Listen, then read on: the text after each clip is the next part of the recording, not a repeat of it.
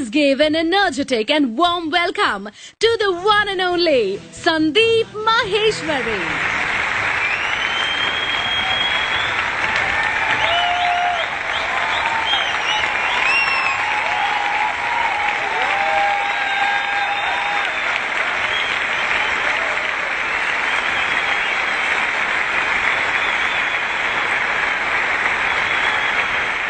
Good morning, everybody! It seems there's a slight problem. Let me check. In this year's budget of India, how much is the tax on being happy and excited? Nil.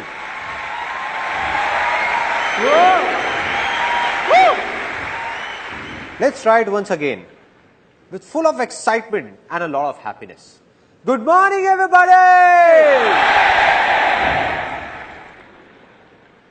2.5 years ago, an MBA college in Pune invited me to give a speech. I prepared the speech, mucked it up for a month, and was fully confident about it. No problem. I went there, and when I saw 400-500 people sitting in front of the stage, I forgot everything. Blank. Didn't know what to do. Then I took that page out, the one with the speech written on it, and entered a room right behind the stage. And started mugging it up as quickly as I could. Just then, a girl entered that room. She asked, "So what are you doing here? You have a speech to give." I said, "Yeah, I know, but I'm just fine-tuning it." She could sense what was going on. She asked, "So are you nervous?" I said, "Nah, do I look nervous? What are you saying?" She just folded her hands like this and asked, "So you're not nervous? Then what are you doing in the ladies' toilet?"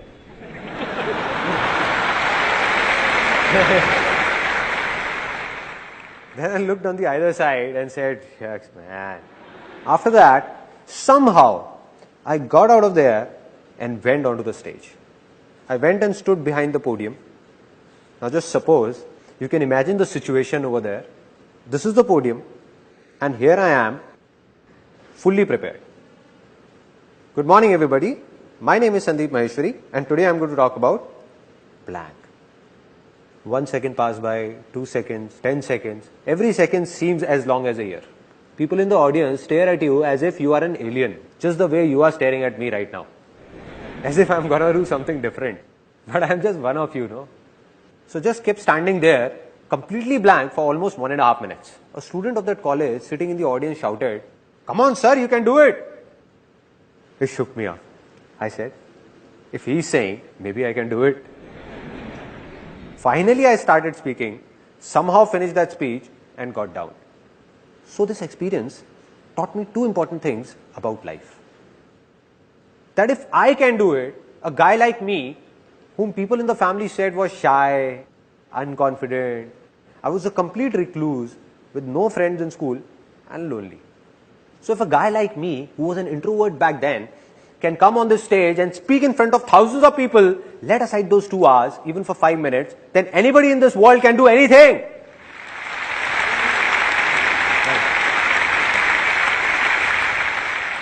This was the first thing. And the second thing I learned made me swear to myself, never to mug up anything. So everything I'm going to speak today, I have no pages in my pocket. No mugged up matter.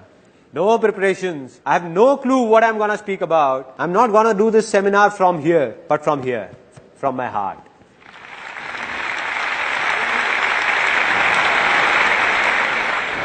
Anything I feel will be coming out directly. No filters in between. Nothing. Are you all excited? Now, your excitement level that was here has reached here.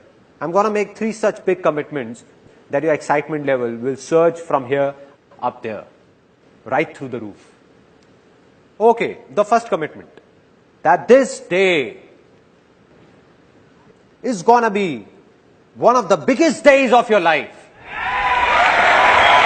One of the biggest days. And you won't be able to forget it. Never. And I'm not only saying this, I'm making a commitment in front of thousands of people whom I don't even know. And even if a single person says that this day was not that big or was not that good, then he or she can let me know at the end of this seminar, and I'm going to apologize to that person in front of everyone for wasting his or her time. This was the first commitment. Now the second commitment. A lot of you people sitting here would be thinking, Okay, there must be something in it for us, but tell me what's in it for you? Why are you doing all this? What's the catch? Wherever you would have seen the word free written, it has a small asterisk on top of it. Really small, the one nobody notices. And at the bottom, it is mentioned conditions apply. Similarly, there is a small asterisk that you missed. But at the bottom, it is mentioned no conditions apply.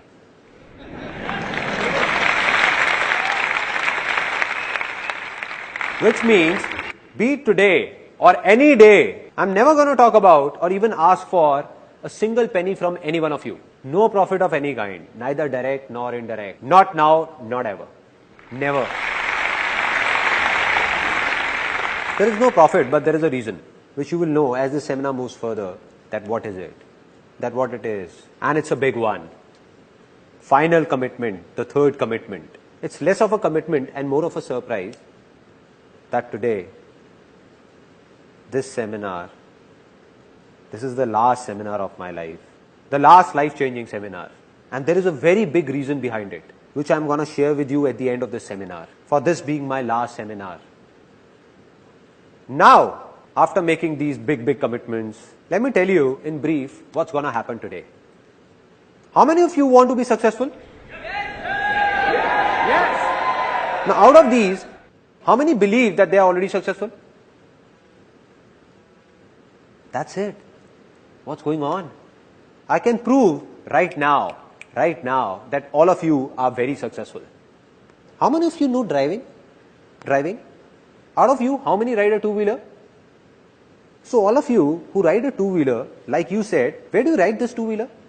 Delhi. In Delhi. And many of you in different parts of India. Now, what I can make out of this is that all these years, you have been driving two-wheelers on Indian roads and are still alive.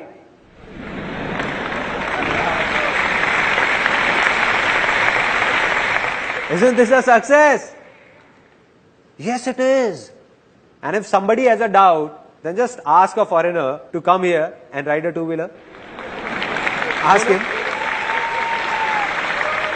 Let me tell you what will happen. The very next day, not even 10 days, the very next day, there will be candles lit in front of his photograph. They don't put garlands, no?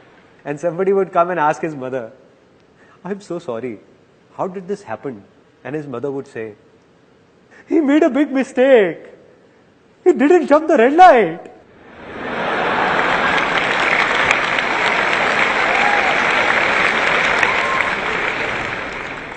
She would say, it's simple. Here nobody stops at the red light. People keep driving. Till the time the person from the other side, whose signal is green, doesn't make a gesture like this. Yeah. Yeah, you brother. Yeah.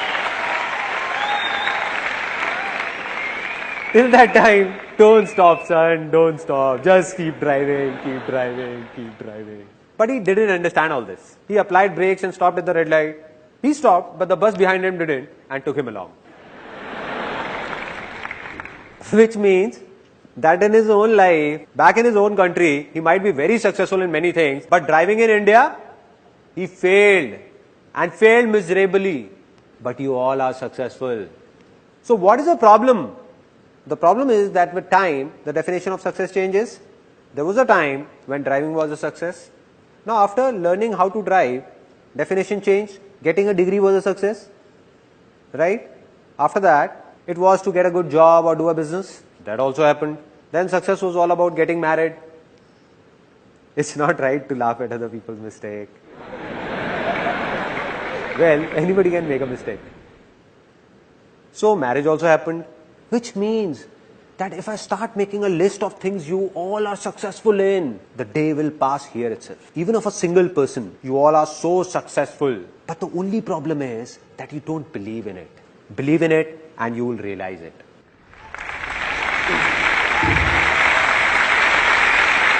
Only one person can help you or make you successful. And who's that? Can somebody tell me? Only you. Exactly. So this is what's going to happen today. All I'm going to do is make you remember that in those 90% things in which you're already successful, what did you do at that time? And once you recall those methods, the remaining 10% things in which you are stuck, all you need to do is simply apply these methods there also, and you will succeed in them as well. That's all. It's that easy. Now, there is a slight problem before we take this seminar forward, which I'm not going to tell you, but show you, and you will tell me what the problem really is. Now, this is a box, and I want to put these balls in it. Now, let me give it a try. Oops, sorry. I didn't notice it. So, you know what's the problem? This box, imagine this box to be your mind, closed by a lid of your beliefs, everything that you would have heard and believed since childhood. So the moment I'm going to say something that's against those beliefs, suppose I say something and you believe in something else, you'll think he's crazy, let him speak. So nothing's going to enter inside. So what to do? Open up your mind so that something enters inside. So I request you all to open up your mind for the next 1.5 hours. Let it fill up with what I say. Then sit back and analyze what's useful and what's not. If you think something is just trash, just throw it out. And if you like something, keep it. But at least for the next 1.5 hours, just try and understand what I'm trying to say. Only then will something happen. Only then it will be worth it. So can I expect that all of you sitting here have opened up your minds? Yes or no? Yes or no? If opening up your mind was so simple, there wouldn't have been any problems. Let me ask you a simple thing. Who all have open minds by default? Who are ready to learn anything always? Kids, exactly. Let's give a big hand to all those who said kids. See, why are we clapping for him? Let me tell you. Not because he spoke something extraordinary, but because he at least spoke something. I asked and he answered. This is a very big quality of being successful. That it's not just about thinking, but doing it as well. So let's do one thing. I have a simple idea that let us all become kids for the next 1.5 hours. I am a kid and like me you are all kids. So are you all ready to be kids? Yes or no? Yes or no? Now that you have said it, you can't step back. Now you will see what all strange things are going to happen here. Now we play a game that's called, pay attention, it's really funny. Sparrow flies, parrot flies, dog flies, cow flies, potty flies, piss flies. Now some of you are laughing. The ones who are have already become kids. And the ones who are not laughing, they have to be kids. Kids enjoy such silly things only. Kids enjoy this only. They don't enjoy mature talks. If somebody expects this seminar is about some complex lectures, so my friend, you have come at a wrong place. If I want, I can make this seminar so complicated that after listening to it, you will say, didn't get it. Must be something nice.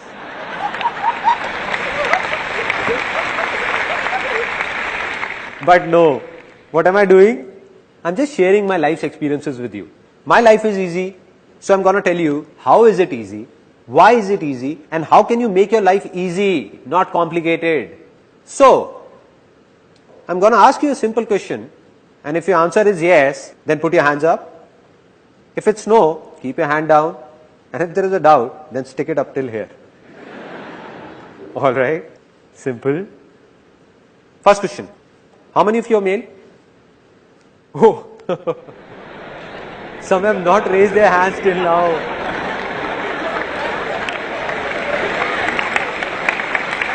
What is this going on?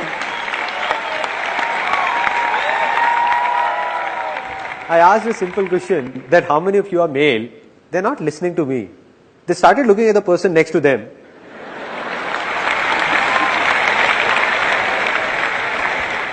They're looking at his mustaches. That he also has mustaches. Looks like he's also male. Why is his hand stuck here? Maybe it has to go up till here only. It's a simple straight question, nothing complex. That for whom have you come here? For the person next to you, for me, or for yourself? For whom? So my dear brothers and sisters, except my wife. So anything you do has to be for yourself, not for me.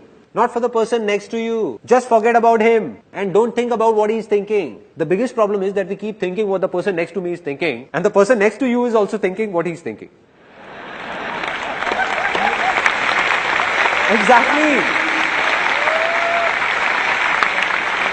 Woo. Let's try it once more, this time faster. A simple question. Ready? How many of you are female? There is a gentleman sitting over there. His hand went up till here and then turned here.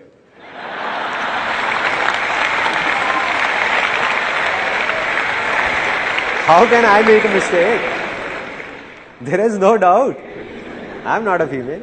Have still not become kid, no. Still, there is something inside. Once more, we will do it again, fast, real fast. How many are male? Female? Male? Female? Female? Female? Male? Male? Male? Female? Male? Female? Male? Female? Woo!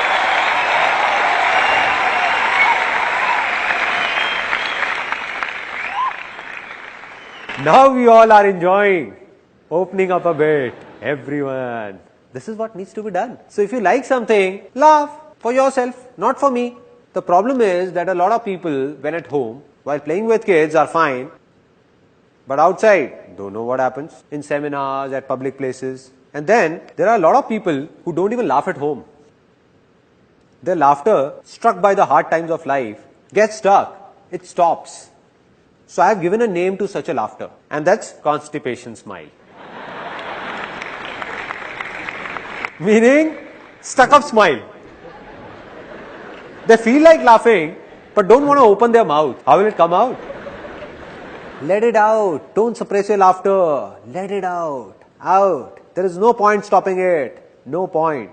So do what you feel like doing, because this day is not gonna come back. This day is not gonna come back.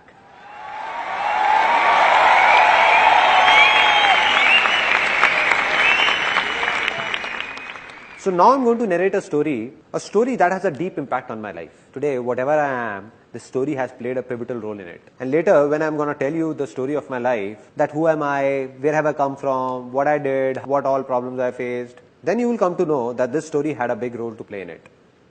A story of King Akbar and his minister Birbal. Once King Akbar, some people are already laughing.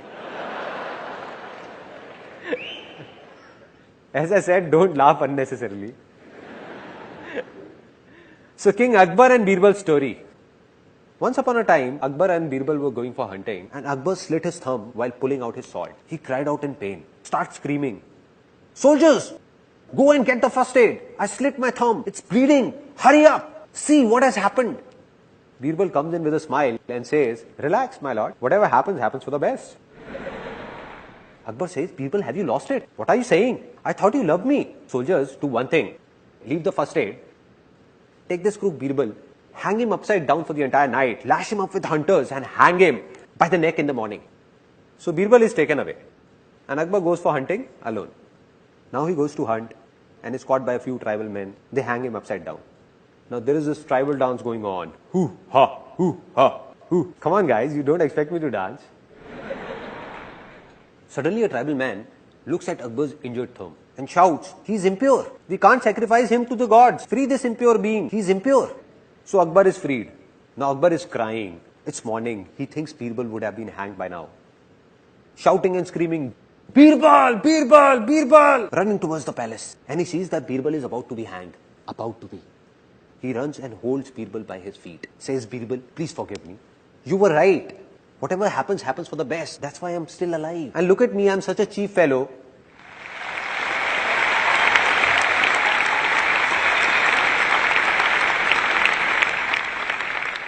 And look at me, I'm such a cheap fellow. What have I done to you?"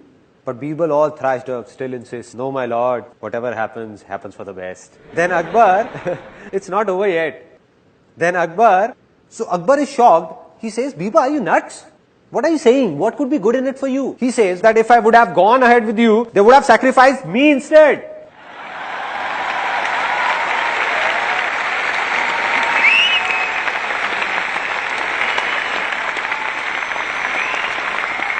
Now a lot of smiles here are transforming from constipated smile to loose motion smile. Flowing, let it flow, let it out, let it go wherever it want to. So what's the moral of this story? That whatever happens for the best. So how many of you believe in luck? How many of you believe that destiny plays a major role to move ahead or be successful in life? Many? Me too. I also believe in luck. I also believe in destiny. But I only believe in good luck. I believe there is nothing like bad luck in this world, because whatever happens for the best. Right? It means that even if something bad is happening, it seems to be bad. It is not actually bad. It seems bad at present, but in future we realize that it was also for the good.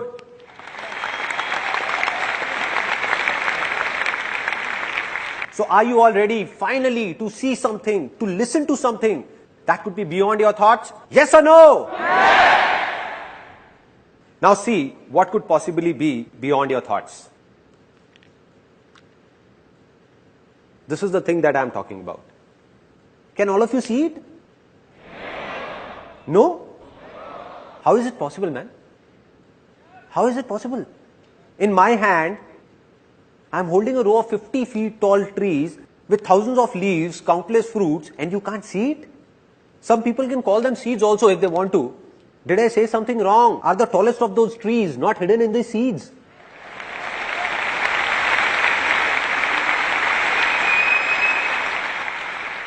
Hidden inside, but not visible.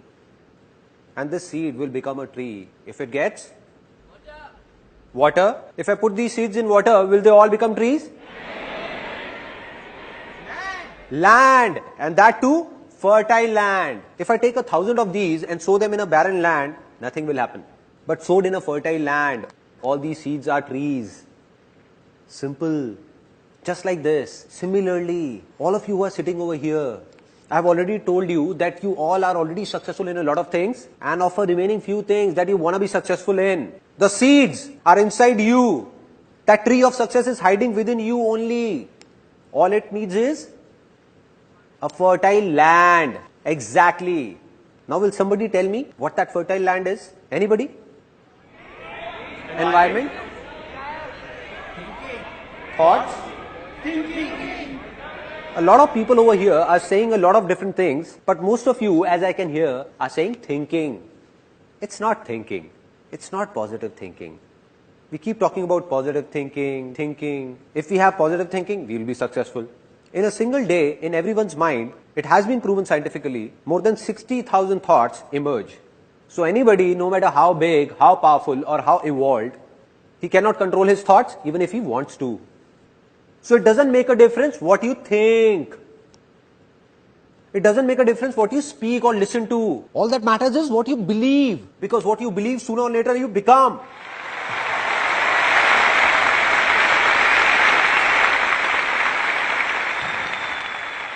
And if someone believes that he can't do anything, will he be able to do something?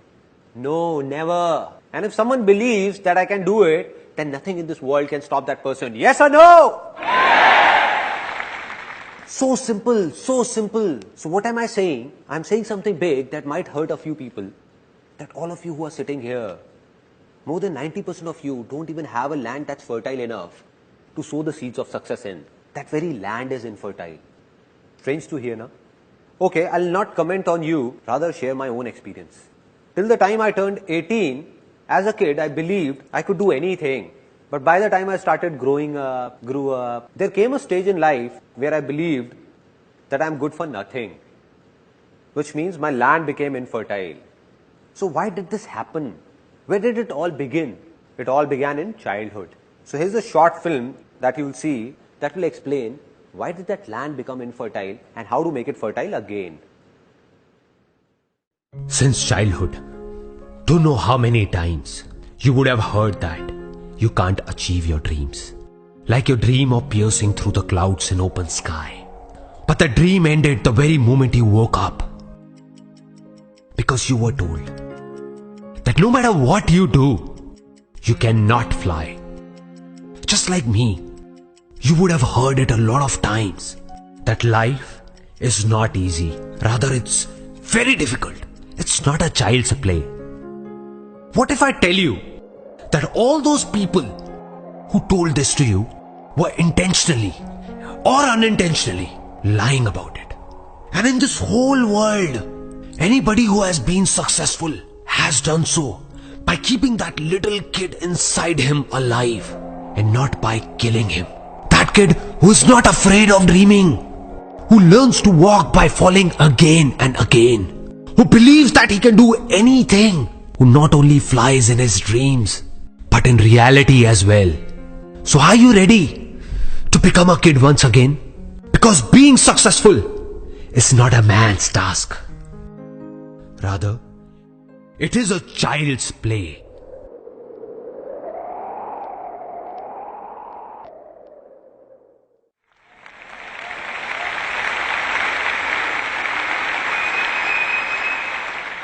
Isn't this film a bit strange? What we hear in our daily lives is a lot different.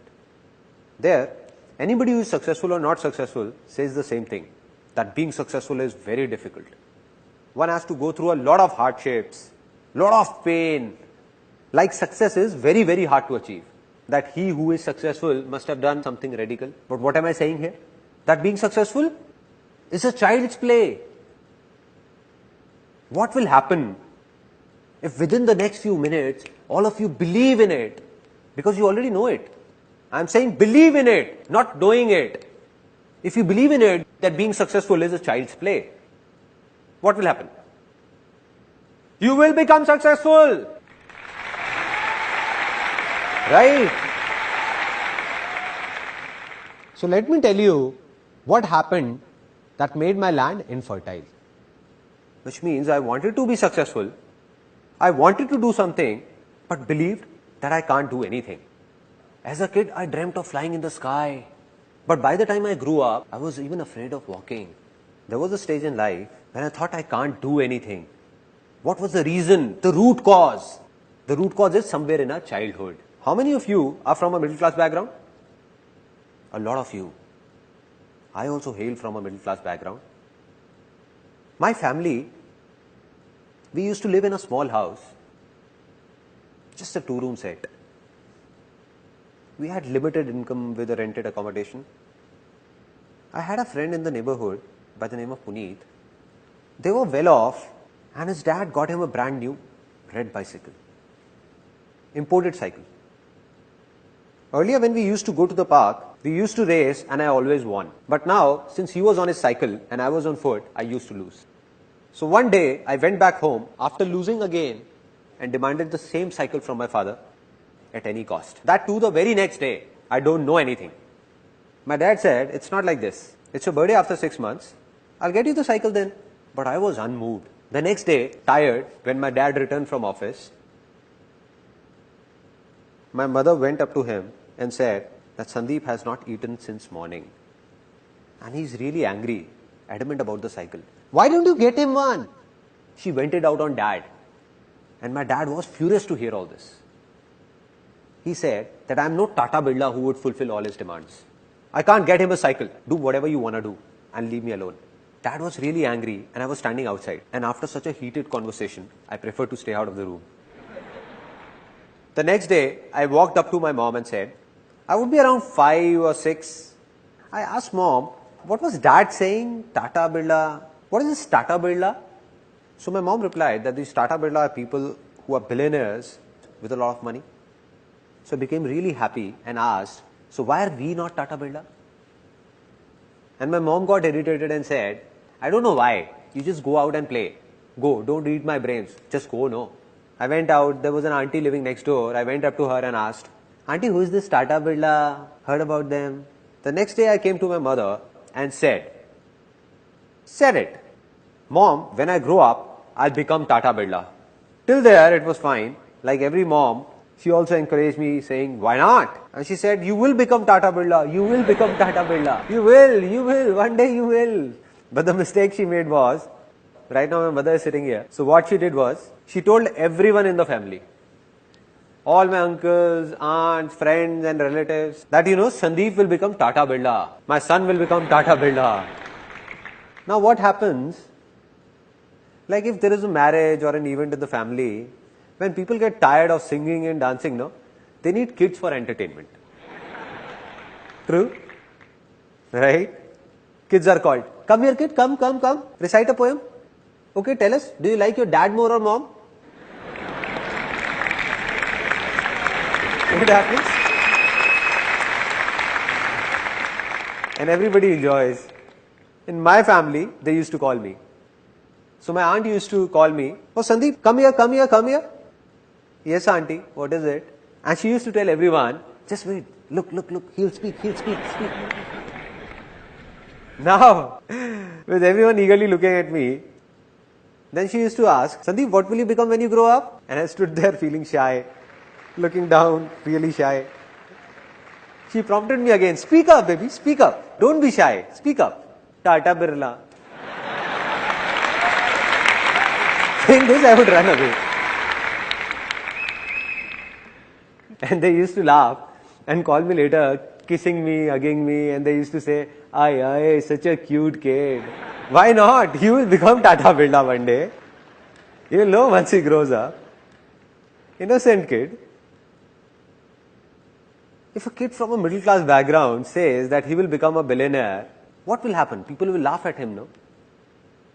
Because we can't accept these things. And that's what happened. Everybody used to make fun of me. All of them. They thought he's just a kid. What difference does it make to him? He's just a kid, no. They were wrong.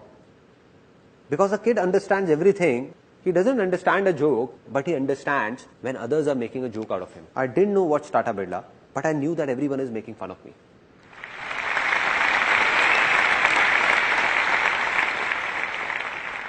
And who are these people? The same people who are my family, the ones I trust, who are dear to me. So I thought that if all of them are saying, then maybe they are right. How would I know? I'm just a kid. And by the time I grew up, there were many such incidents and talks. So by the time I turned 18, all I desired was a salary of 10 to 15,000 rupees. That's it. I still remember when I was 18 or 19, I went to someone for a suggestion. Every family has a person or two whose advice everyone seeks, right? Isn't it? Some of you are laughing. It seems they got the same advice as I did. So I went fully prepared, thinking that I'm going to this influential person, and if I goof up anywhere, then my family is not going to support me. So I went fully prepared for it. Fully prepared, thinking what he might ask. He asked me 10 things, saying, what if this happens? What if this? What if this? What if this? Since I was fully prepared, I said that if this then this, if this then this, if this then this. When I answered all his questions, he said that, listen kid, all this you're saying is very impractical and it can't be done. And I asked, why can't it be done? Can you please explain why can't it be done? He got irritated because he was at a position where a kid who was a nobody came and questioned him that why is it not possible? So his ego took a hit and he said that, listen boy, you don't know anything about it.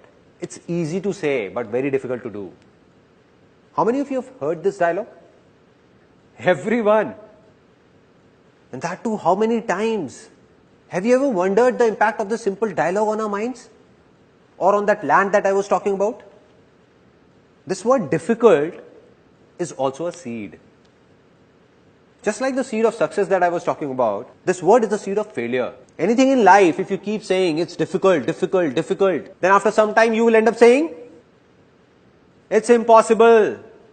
It can't be done. The end. So this word difficult, what has it done? It has tied down. It has tied down each one of us like a rope does. Just like an elephant in a circus who was tied with a rope when it was small.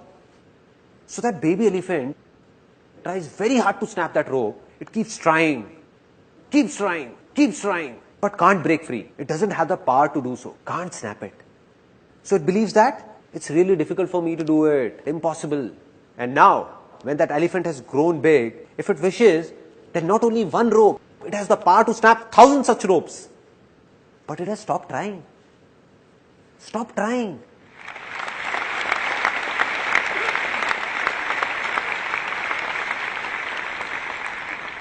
If someone sneaks in and whispers in that elephant's ear, that dude, you have the power. Just give it a shot. You can do it.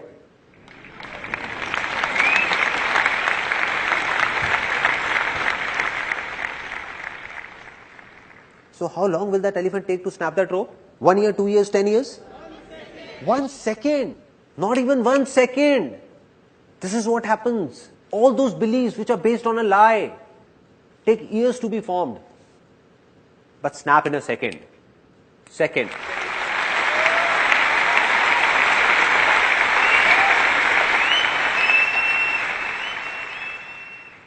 So I'm giving you a few examples of how these false beliefs are broken. For centuries, man believed that the earth is flat. It's flat, flat. For thousands of years, people used to say it's flat. Then suddenly, a few years back, a scientist discovered that the earth is round. And what did everyone start saying? That the earth is round, round, round. Which means that belief took centuries to be formed, but collapsed in a second. The moment it faced the truth, it was gone. Similarly, all such beliefs are based on lies. All are lies. The moment they face the truth, all of them will collapse.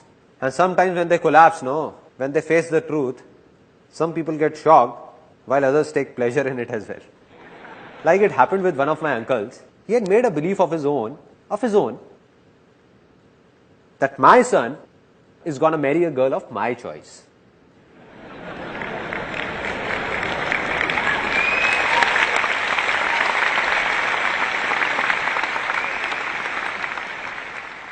The sons are clapping, but fathers, anyhow. Now what happened? It was his own belief, but it's not true. This is not truth. So what's the truth? What's the difference between truth and lie? The truth is that fire is going to burn you. No matter whether you are an Indian, American, Australian or whoever, fire will burn you, and that's true.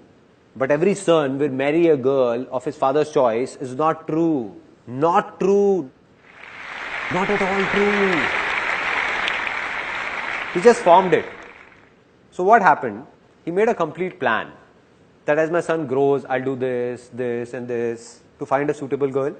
And there was another thing in it that I'll make him do MBA from London. And once he does MBA from London, it will look nice on his biodata for marriage that the guy has done MBA from London. So that guy was sent to London to do MBA. And when he came back to India, he got married, and that too, to a guy.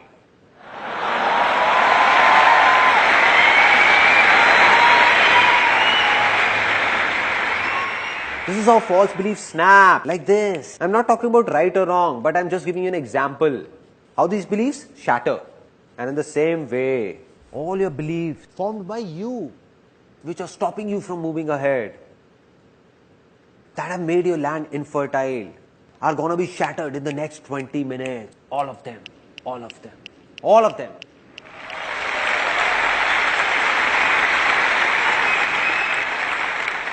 Because you are going to witness the truth. That rope is about to snap in a few minutes. So are you all ready to make your land fertile? Yes or no? Yes. So how many of you are into a job? Okay. Out of these, how many of you find giving job interviews difficult? Going for an interview gives you nightmares. Okay. So many of you. And how many of you find job interviews easy? Again, so many of you. It seems there is some confusion. How many of you find dancing difficult? Really difficult. How many find it easy? Out of you all, with your hands raised, how many of you can come on the stage and dance with me right now? How many? Oh, so many. Now, why did I ask this? Just to show you a contrast. For some of you, dancing is difficult even when alone. And for some, it's easy to dance even in front of thousands of people. It's easy. What a contrast. What a contrast. Similarly, how many of you find doing business difficult? Business as a name sounds difficult. Difficult? How many find it easy? Easy, huh? Now, there is an interesting saying in India that I can't relate to. That in today's time, doing business is very difficult. Now I don't understand that when did this today's time start and when will it end?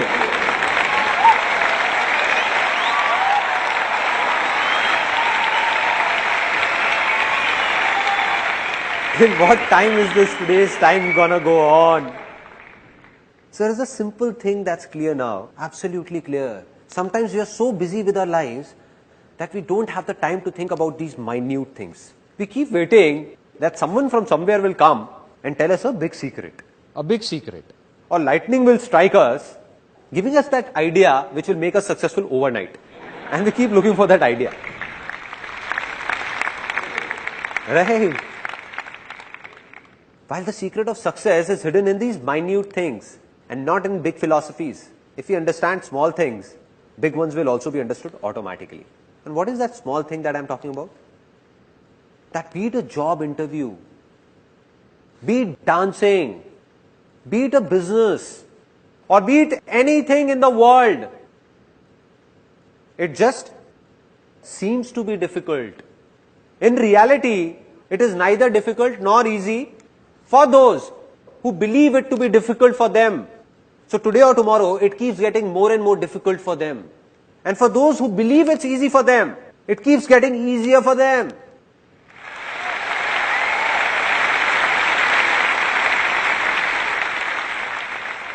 So there are a few things that seem easy to you.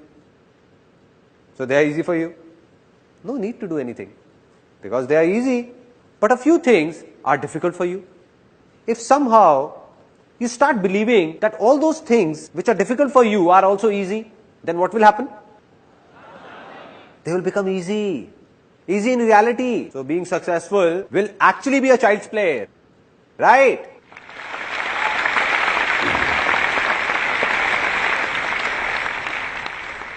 Now, let's get down to the basics, the roots, and see what is really happening down there. That all these beliefs, from where are these being formed? All these false beliefs, how were they formed? Till the time we understand this, how will we break them? Now, out of you, how many of you have heard, see no evil, say no evil, hear no evil? Everyone. I believe that if you really want to be successful, then you have to do something else and not this. With due respect to Gandhiji, I don't agree with him. Why? I'm saying such a big thing. Why don't I agree with him? Why not? Can you please close your eyes for a few seconds? All of you? Eyes just above your nose? Alright. Now do as I say. Do as I say. Don't think about your mother. Please don't think about your mom. You dare think about your mother. And your mother's photograph should not flash in front of your eyes.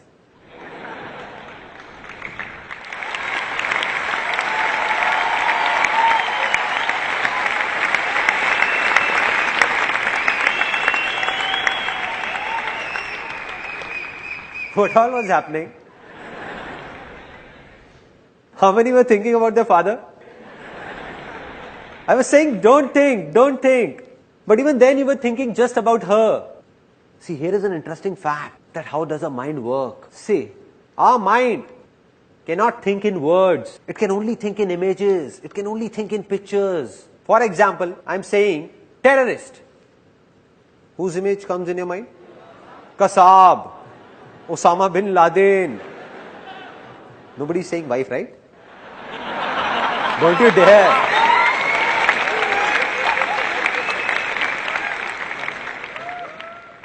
Such images come to your mind. Mother Teresa. What came in the mind? A good image. Peace. Right? Zupta. Any image in the mind? ZXY. Any image in the mind? ZXY. Any image? No? Nothing? It means that our mind can't think in alphabets. It can't think in words. It can only think in pictures. Pictures.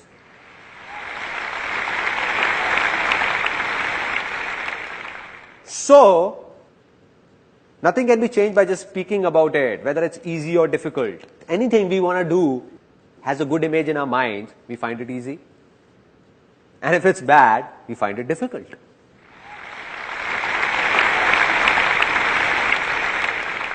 Now I'll tell you about a very interesting experience of my life When I was a kid, I didn't know about all this, because of which created a lot of embarrassing situations for me.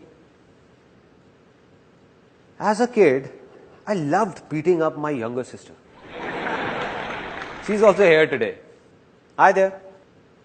So I enjoyed beating her up a lot, very much. And whenever I would beat her up, she would exaggerate and tell my dad about it. Means, she would say, I got a real beating. Oh dad, he hit me here, he hit me there. I got a real beating. Dad would have just returned from office, all tired, irritated. And he would start every day, regularly, almost every day. Are you an idiot? Is your mind full of trash or what? Don't you understand? How many times have I told you not to hit your little sister? Not with your leg. She is considered to be the goddess of wealth.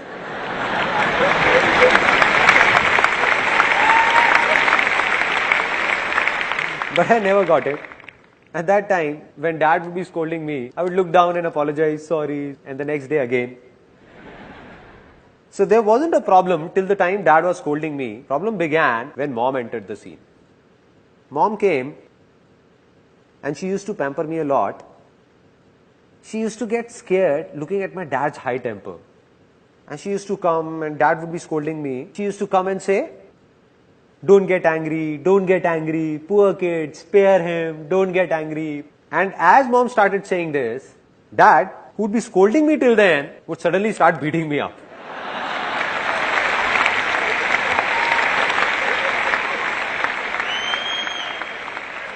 I used to think, Mom, why did you have to be here? Why did you have to be here? The more she used to say, don't get angry, dad would say, don't get angry, Tom! He deserves it, Tom! Don't you dare! Never do it again. I couldn't understand it back then, but today I can understand the problem. Problem is that our mind doesn't think in words, but in images. The moment mom said, don't get angry. So what happened? The image of anger came in. Don't. Any image of don't?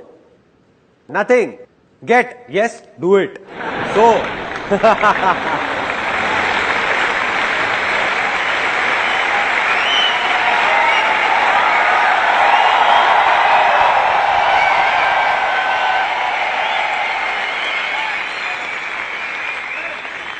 she came in to save me, but got me beaten up instead. Similarly, if we see two guys fighting, involved in a heated conversation, you don't know me, man, you don't know me. You don't know me, man, you don't know me. And somebody would come and say, don't hit him, don't you? No.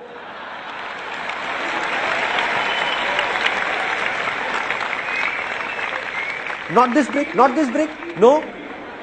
He picks up the brick and bang, bang, bang. So, I say, see no evil, say no evil, hear no evil. If this is not to be done, then what else needs to be done? Very simple.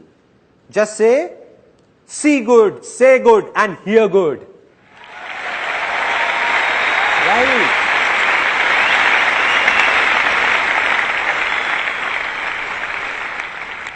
But it is also not something new. Everyone knows about it. And this is called positive thinking. Everyone is talking about it. Anywhere you go, to think positive, think positive, think positive. Does it make a difference? To some extent, yes. To some extent. Because positive thinking is like allopathy and not Ayurveda. It's a temporary relief. What does allopathy say? If you have a problem, take a medicine and cure it. Medicine and cure. What does Ayurveda say? That you make your body so healthy that you don't need to take medicines at all. That's the difference. You will read a positive book or go to a pleasant place, the effect will last for some time. It's absolutely true, and it applies for this seminar as well. That its effect will last only for some time. A few hours, a few days, or maybe a few months. And after that, back to normal life. Back. And what's the reason? I've already told you that anybody, no matter how evolved, he can't control his thoughts because in a single day, more than 60,000 thoughts cross by. And if you seriously want to do positive thinking practically, see, here is an interesting fact. Then either you have to go to a mountain and leave this world. No newspaper, no television, no talks, nothing at all. Just go there and control your thoughts. This one is positive, nice. This one is negative. Oh, no. Negative. So, I do believe in positive thinking, but not that much. It has its own role, but a very small one. It can't remove problems from the roots. The second solution is that there are a lot of negative words in the dictionary. Remove them all from your vocabulary. Means you don't have to speak them. Because if you only speak positive words, something good will happen with you. But are these two things practical? Practically doable? Is there someone who says I can control all my thoughts? Anybody? So what needs to be done? What's the solution? It's simple. If I tell you to let those negative words in the dictionary be, don't remove them. Don't control your thoughts as well. Just take one word that is the root cause of all your problems and failures. The root cause. Take that one word and throw it out of your dictionary. Can you do this much? Yes or no? Okay, for anyone, be it us in India or someone in America or Canada or anyone in any corner of this world, what is the biggest success of life for them? The biggest. Name, fame, money, happiness, health. Absolutely. Let's give a big hand for him.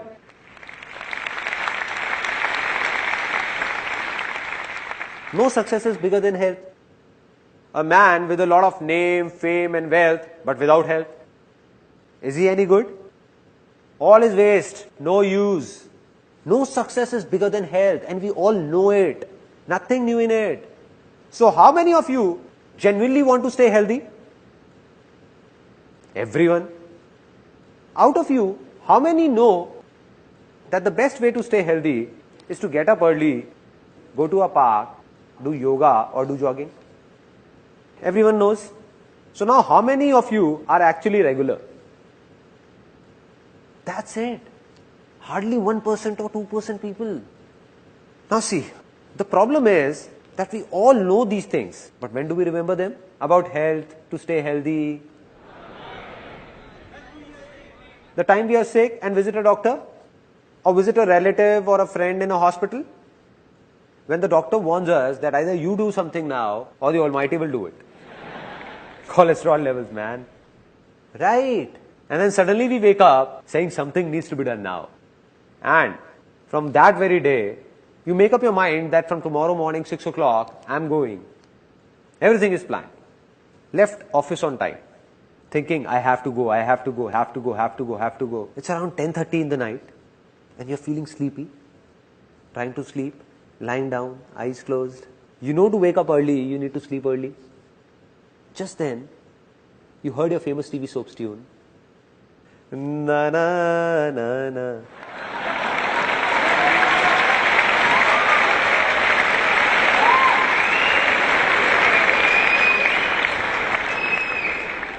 And the mind got lured towards it. You got out of bed. Okay. You got out of bed saying, half an hour hardly matters. Let me watch it. And sat in front of the TV. Relaxing. Relaxed. Mood changed. All that health mantra is gone. Forgotten. It's around 11 o'clock. Now again surfing channels. Got freshened up. And by the time you came back in bed, it's 12 a.m. It's 12 o'clock. Now, when you lie down to sleep and you're about to sleep, what's going on in the mind? The thoughts that it's 12 already, getting up early is really difficult. And as soon as you think this, the mind, what it does is, it starts working as branches of trees. You give it a signal, it will make 4 branches come out. Then 8, then 16, then 50. It means that the moment you signaled that getting up early is difficult, the mind will bring forth 1,000 reasons as to why is it difficult. 1,000 reasons, which will not be true, self-made by you only, created by your own self. Like, for example, the mind will be saying that, dude, I have tried it earlier as well. Nothing has changed. Nothing is gonna happen now as well. So no use. The second thought will be, I tried getting up at 6 a.m. earlier as well. I somehow woke up, but the eyes didn't open. Got hit by a side table. And this knee still hurts. Strange thoughts will come to the mind. Strange thoughts. That if I wake up early, like I'll feel sleepy throughout the day in office. And then what will you do? Change the alarm from 6 a.m. to 7 a.m. saying getting up an hour later will hardly make a difference. Now you're remembering because you have said it's difficult. So the mind is giving you reasons. That you read an article in a newspaper which said that a minimum of 7 to 8 hours of sleep is a must.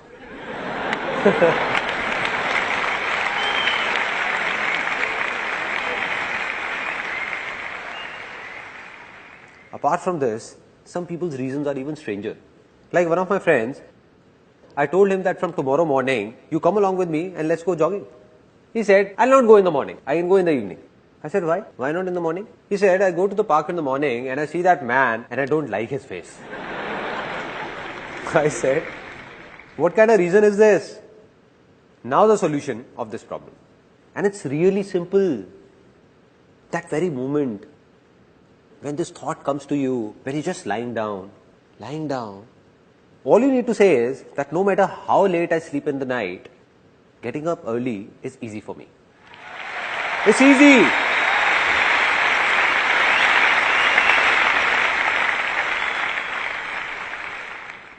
Now you know what will happen? Really? The moment you will say it's easy, a voice inside you will say, are you crazy or what? How is it easy? Because we aren't used to it. Then you will say it for the second time, it's easy. Then for the third time, it's easy. Getting up early is easy. The moment you say it 3-4 times, your mind will give you 1,000 reasons that will prove it's easy. It will go in the opposite direction.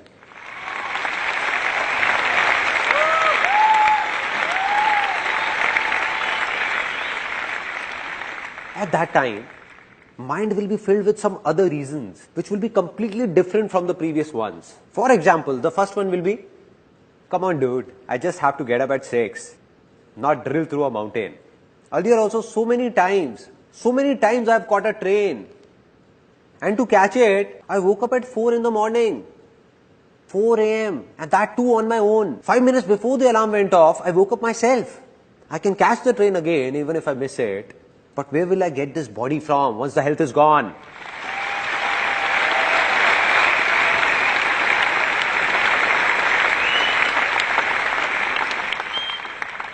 Can you make out the difference? The difference between positive thinking and this? In positive thinking, someone from outside is trying to make you positive and the negative thoughts inside you are stopping him. The moment you say it's easy, you're yourself trying to be positive. Nobody from outside is doing it. Rather, your own mind is doing it. Now, this is what came to your mind. And apart from this, the second thing that came was that earlier you were thinking that you will feel sleepy in the office. There is nothing wrong in it. But just see how the perspective changes. Your mind will think, so what? Even if I feel sleepy, I'll have 3-4 coffees extra and then I'll get used to it. Finally, the biggest of problems, the one that my friend had. Maybe you also relate to it. The one my friend had. That if I go to the park in the morning and I'll have to see that man's face. So now when you will say it's easy, you will not see the neighbor's face, but his beautiful wife's.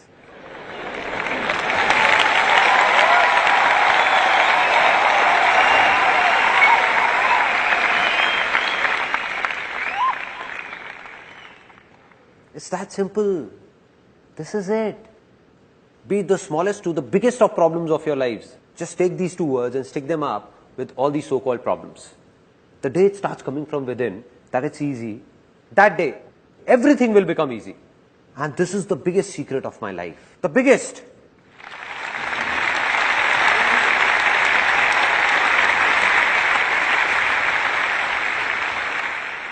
There was a stage in my life when I thought that I'm good for nothing. I can't do anything.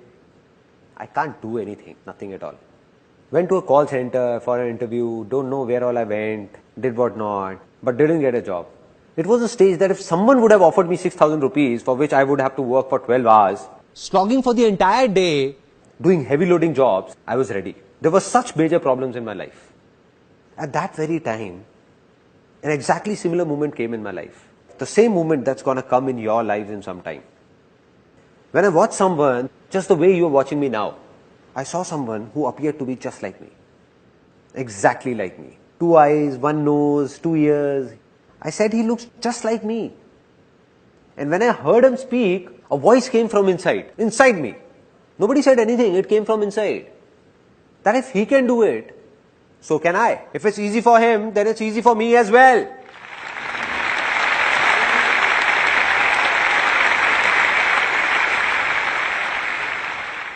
Finally, the moment has come to decide. Because I believe that if nothing has changed, then nothing will change. Although you all have come here, but if you don't make a commitment to yourself, or don't try to change yourself, then nothing will change when you step out of here. Nothing different. Just a good time pass and finished. So it's time to make a commitment to yourself. Take a decision to change yourself. You have two options, two. First, there are a kind of people in this world who themselves keep making the smallest of their problems, their troubles, bigger and bigger, and keep complaining. There are a lot of such people, and there is nothing wrong in this. All we need to do is understand that if we are like these people, only then will we be able to change ourselves. But if we don't accept it and say, no, I'm not like this, then you will be like this only, like you have always been. Second option, this was the first option. Second option is those people, and there are millions of people like this, who themselves make the biggest of troubles of their lives really easy, thinking of them as nothing and always be happy.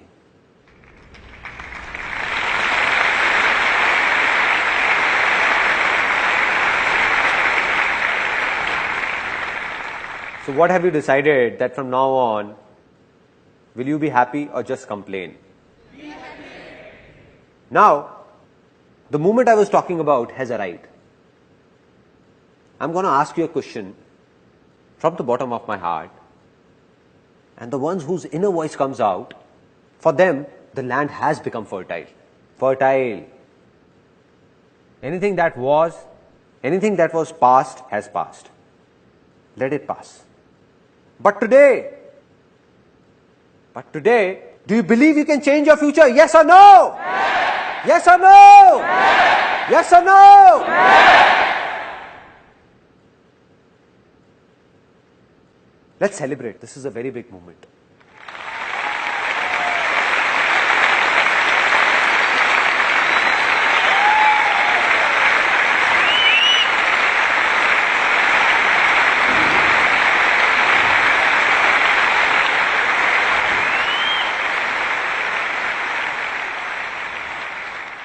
And I'm not just saying this, I can give it to you in writing, signed if you want. That life will not change for the ones who said yes or decided from the bottom of their heart, yes. For them, life has changed, already changed, already changed.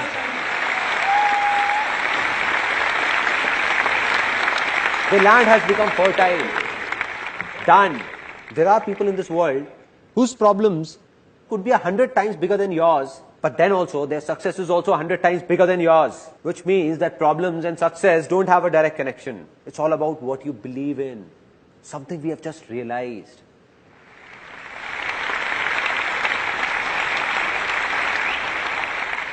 Now, just a small task to do. The land has become fertile, but no matter how fertile a land, if you don't take good care of it, what will happen? It will be barren again, back to being infertile. So what we need is a plow to keep tilling that land. A plow. And now what is that plow? It's easy. Exactly. Don't underestimate its power. It has changed my life. What needs to be done is that anything you want to do in life but believe you can't do it, just attach these two words. It's easy. And then see what happens. I'll give you an example what happens. How many of you are students? Students? Okay. Many would be engineering students also. How many are engineering students? Engineering students? A lot. Now what happens inside an engineering college? Leave alone the top engineering colleges like IITs, other top colleges, number 1, number 2. But not many students get admissions in these. And they get admission in a college which is not highly ranked. Now what's the general discussion in that college? And after taking admission yourself, you're cursing that college all the time. This college has this problem, that problem. You're told about so many things while taking admission. And now they're not doing anything. This is bad, that is bad, that is bad. And the worst is the placement cell of this college. All the students, all of them are saying that a degree from this college, leave alone any MNC, will hardly manage to get us a rupees 6,000 job. Right? This is what happens. Such strange talks are going around everywhere. And we also start doing it.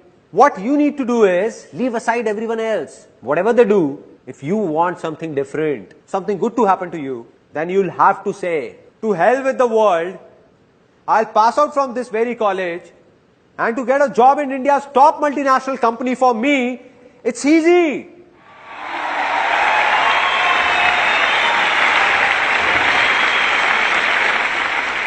Right? Let those 99% people say it's difficult. Let them do a 6,000 rupee job. Let them fight over it. I'll get into a top company. Now what will happen when you say this? From outside, you will say it's easy, but the inner voice will say it's difficult. Again from outside, you will say it's easy, but the inner voice will repel, saying it's difficult, difficult. The day your inner voice says it's easy, inner voice from here, that yes, it's easy for me to get a job in that company, within some time, I can guarantee this, you will be sitting in that company.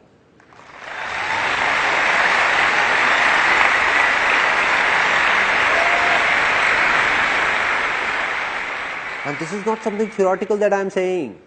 Practically, you pick up any big company of India or world for that matter. Have all the people working there passed out from top colleges? No! More than 80% of them have passed out from colleges ranked lesser than your college or similar to your college. So my dear friend, if 80% people can do it, then why can't you do it? Right?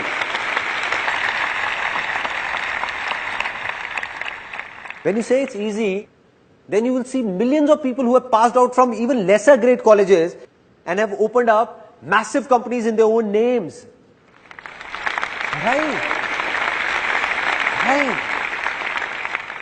Now, till here it's clear, our land is fertile, we have got a plow, but if we keep sitting and just say, it's easy, easy, will something happen? Nothing will happen. Means something needs to be done. It's time to do something, to decide what needs to be done. Without this, nothing will happen. Now, this is where a lot of people get stuck. Some say, there are a lot of options, what do I do? They say there is a confusion, what to do, what not to do. Many of you. And then there are those who say, we don't know what to do. We don't have an option, zero option. Right? Two kind of people. And now, to decide what to do and what not to do, saying it is easy, but doing it is? Some of you said it's difficult. It's easy, right? See, there are only two options. Only two options. Very simple. First, to listen to your outer voice. And what is this outer voice? What others say. What others do. What did he do that made him successful? What is he doing? Or asking for advice from someone. Like what should I do? Or what career to pursue? Once a guy came to me and said, please tell me an interesting business to start. I said, these days, space tourism has great scope. I said it very seriously. He asked, what is it all about? I said, nothing. You just buy a rocket, take people in space and take them to moon. He said, why are you joking, man? I said, who started it first?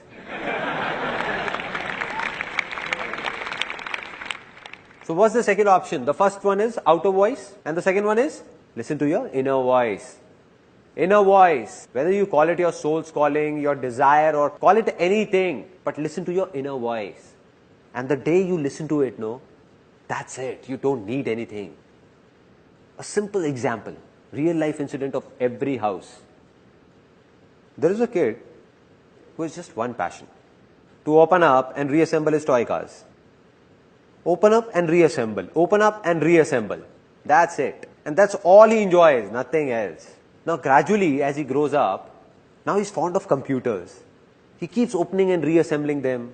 TV, electronics. Now he turns 18 and it's time to take a call. What to do and what not to do. Now his inner voice says, go for engineering. Engineering. But everyone around said, that son, don't go for engineering, there is no scope in it. And he was told that, listen son, you go for chartered accountancy, CA. But why CA? An interesting point. It's a very interesting point. Nobody analyzed what that kid wanted. What was his talent or interest? No. CA because someone in the family did CA 15 years ago and today he is making good money. So what will happen now? This is not his inner voice. The problem is not that everyone said. The problem is that he also got scared. He said, let me do what everyone is saying. No, why take a risk? Why take a risk? If something goes wrong, then who will take the blame? Right? So he opted for CA. Now he is doing CA, but completing it is a big task for him because he has no interest in it. And on the other hand, if he would have done engineering, then today or tomorrow, just the way he was reassembling computers, he would have reassembled an aeroplane as well. Now, we all have understood that we can do anything. We have heard our inner voice. Internally, we know what we want to do. But then also, after having a fertile land and seeds in our hands, if we don't sow these seeds, will something happen? Nothing. If we don't take an action. Worldwide, a lot of researchers have proved that 90% people who failed have one big reason, one common reason, and that is that they don't even try. They don't even try. It means that they have the seeds in their hand and keep on thinking to sow or not to sow, sow or not to sow, sow or not to sow, or wait for the right time to sow. And they keep on thinking. So they don't fail because they did something, but fail because they wanted to, but never did it throughout life. Right?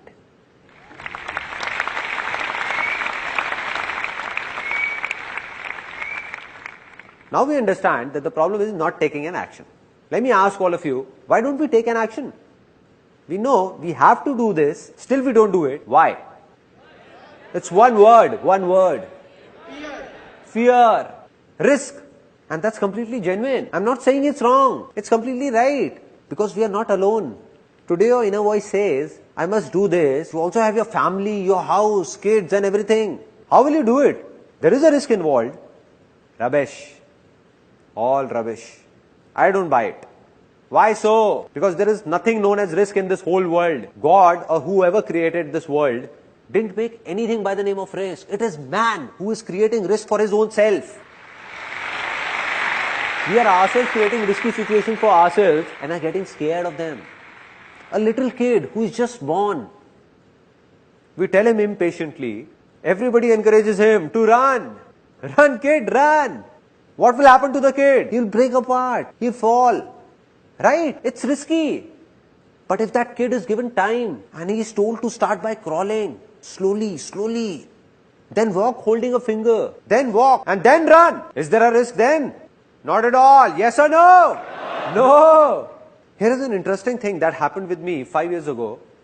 One of my friends came who had done MBA finance. I asked, what's up man? He said, nothing man, it all looks fit, but life is shit.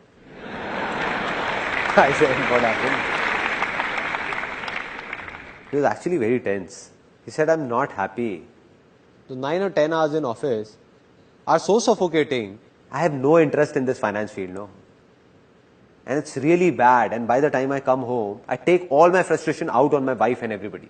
I just lose it and get irritated. I said, okay, it seems that you need to do something else or think of something else.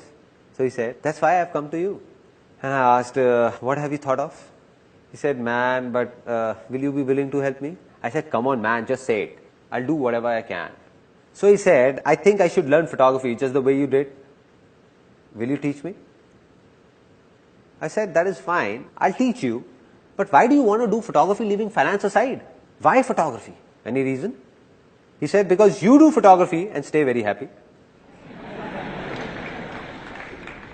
I said, great. So it's decided. You come to my studio from tomorrow. I teach you photography. But do one more thing from tonight. Start eating bitter gourd as well. Some fresh bitter gourds, nicely cooked.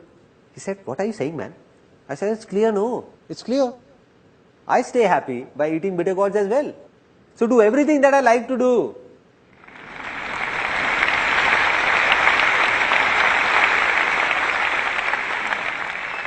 I said, listen man, you were about to make the same mistake you did many years ago. I said, I'll make you see 100,000 photographers, 100,000 who do photography like me and are not happy at all. For them, photography is just work, nothing else. And I said, I'll show you 100,000 people who do what you have been doing from the field of finance and are very happy. Very happy. It means that no work is interesting or boring in itself. It all depends on your interest. What do you like? Anything that is from inside is good for you. And if not, then it's all waste for you. And so he got it somewhat. He said that I don't get it. All this inner voice thing and what all you say. How to listen to my inner voice? There is no inner voice inside me. It's a genuine problem. Now there is no voice. What will you do? I said, look, I'll make it simpler for you that how to listen to your inner voice. Any such work that you can do without getting tired, non-stop, 12 out of 24 hours in a day, without bothering about money, whether earning more or less, and still be happy about it, that is your inner voice.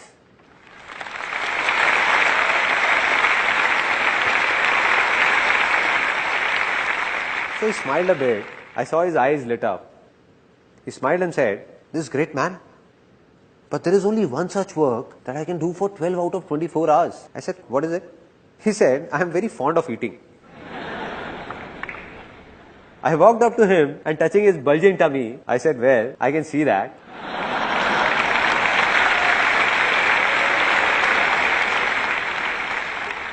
I said, "I would have known it anyway." He said, "Come on, man, I'm serious." I said, "Okay, tell me now." He said, "What I mean to say is that I'm not just fond of eating, but cooking as well. Cooking is something I can do for 24 hours. Everyone at home makes fun of me. Why do you keep roaming like a cook? But I just love cooking." I said, "Cool, so do something related to cooking. What's the problem? Do it." He said, "Yeah, man, thanks for the idea." I said, "I didn't give it to you. You gave it to yourself." So he said, "Now what I'll do is, you wait and watch. Now I'll open a big restaurant in a big shopping mall." So I asked, "How will you go about it? Buy a space or take it on rent?" He said, "Come on, man, you know I don't have that much money to buy a space. Obviously, rent is the only option." I said, "Okay, take it on rent. Still, it's not a big investment, no? Just assume the rent of a big restaurant in a big shopping mall, like 200,000 rupees as rent. Just 5 million rupees is all you need. You must be having that much on you. Just calculate, no?"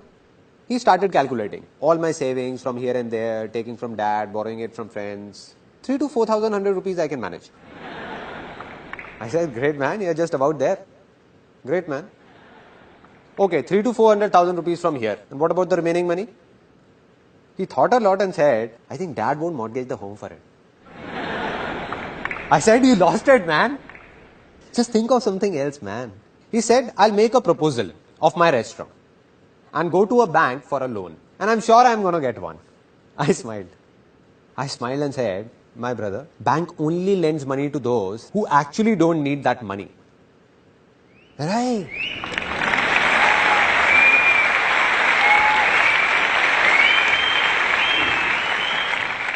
"On what basis will you apply for a loan?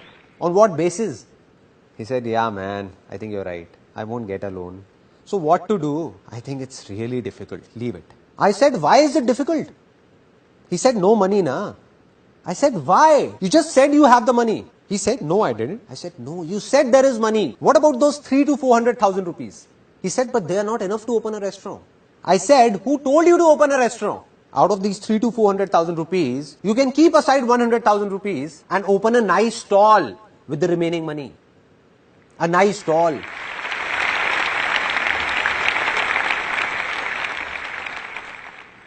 He said, "Come on, man. I'm MBA finance. I won't put up a stall." I said, "Why? What's the problem? Put up a nice stall." He said, "No, man, I can't put up a stall. Try and understand." I said, "I am understanding it, but you are not. Let me explain that why you don't want to put up a stall. You know if you put up a stall, you'll be happy.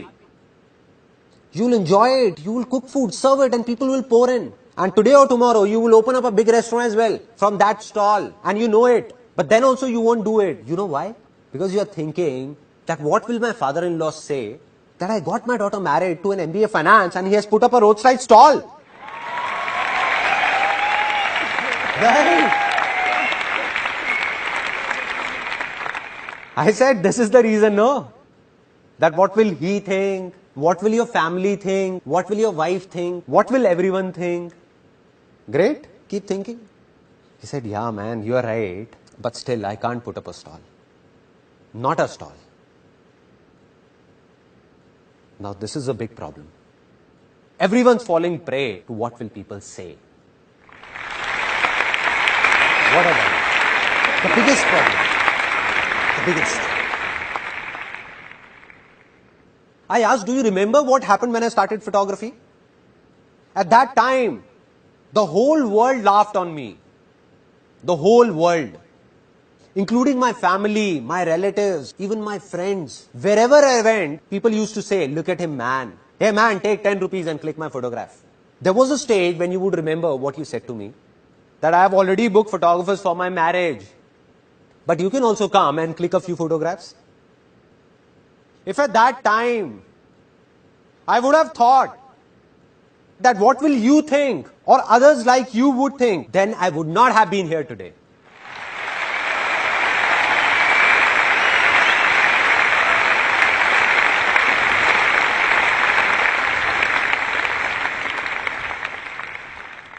I said those people can go to hell. Whatever everybody thought of me, I didn't care. That's why I've reached here. And it's not me alone. There have been a lot of people in the world who did the same thing as I did. They followed their heart. That means they listened to their inner voice and took small steps. Small steps.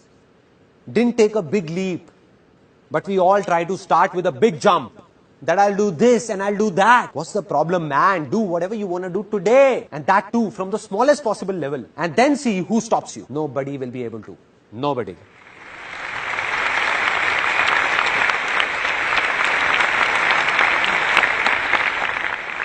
What we want is that here is a seed in our hand and somehow it should grow into a tree overnight. A fully grown tree within a year. That's it. Is it possible? No. So what's the right way? To sow the seed. Take small steps in the beginning. Never try to force it out. Take small steps. That is, neither to run nor to stop. Just keep walking. Keep walking.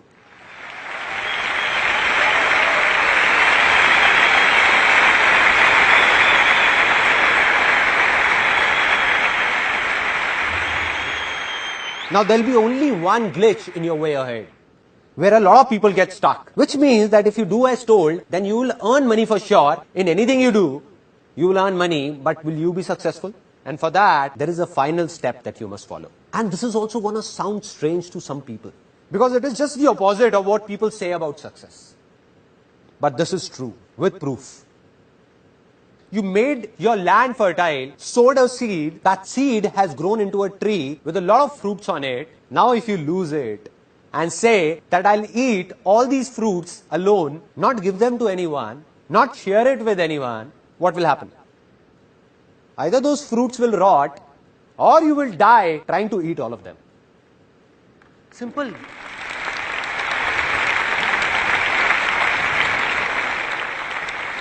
Now here's a story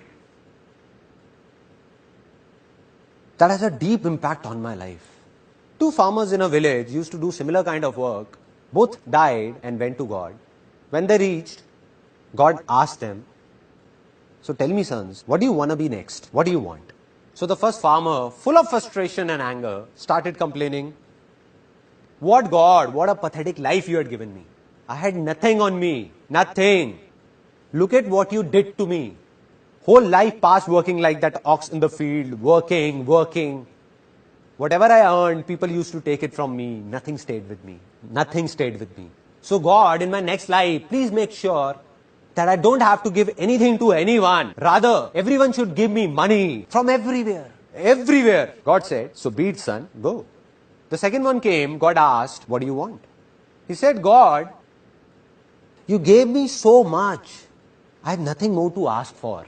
A good family, a nice work, a nice village, no shortage of food ever. I never slept hungry. But there was just this one thing missing in life. At times, a few hungry people used to come to my door asking for something. Just do something that nobody should go hungry from my door.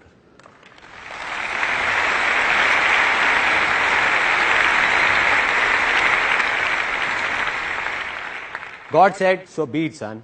Go, son. Both of them were reborn in the same village. Both of them grew up. The first man who said that everyone should give me, and I don't have to give anything to anyone. So this man became the biggest beggar. I'll not give it to anyone. Everyone should just give me. And the second man who said he didn't want anything but just to feed the hungry, he became the richest man of that village. The richest.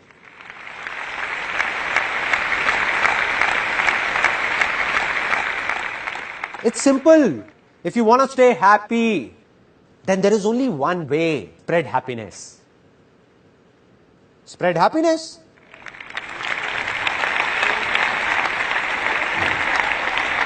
It's so easy, no? There is no other way. You keep staring at someone with anger and expect him to give you happiness. How is it possible? How is it possible? How will anyone make you happy? How will he? If you keep on fighting, then the other person will also fight with you. Out of all the husbands sitting here, how many want their wives to respect them? All of you. Then there is only one way. Respect your wife. That's it. There is no other way. No other way. We want it, but we don't give it. We want love, but we don't give it. We want everything. We want that we must get everything. Now I'm going to say something that's going to shake up a lot of people. Really shake them up. Now how many people wish to have a lot of money over here?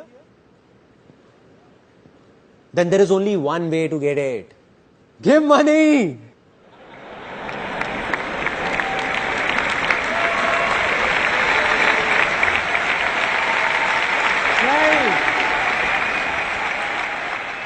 Some of you are not clapping, looking at me very seriously, thinking that I'm going to come up with a box. 10 rupees, 10 rupees, 10 rupees, 10 rupees, 10 rupees, 10 rupees, 10 rupees, 10 rupees. Giving money. How can someone give money? There are strange things that we believe about money. And that too rooted deep in us. No father, no brother, only money together. Right? And some people actually think it's true. They're fighting with their parents, with their brothers and sisters, only for money. For money. I'm not saying that money is not important. That would be impractical to say. It is very important. Very important. But money is only as important as fuel in a car. Neither more nor less.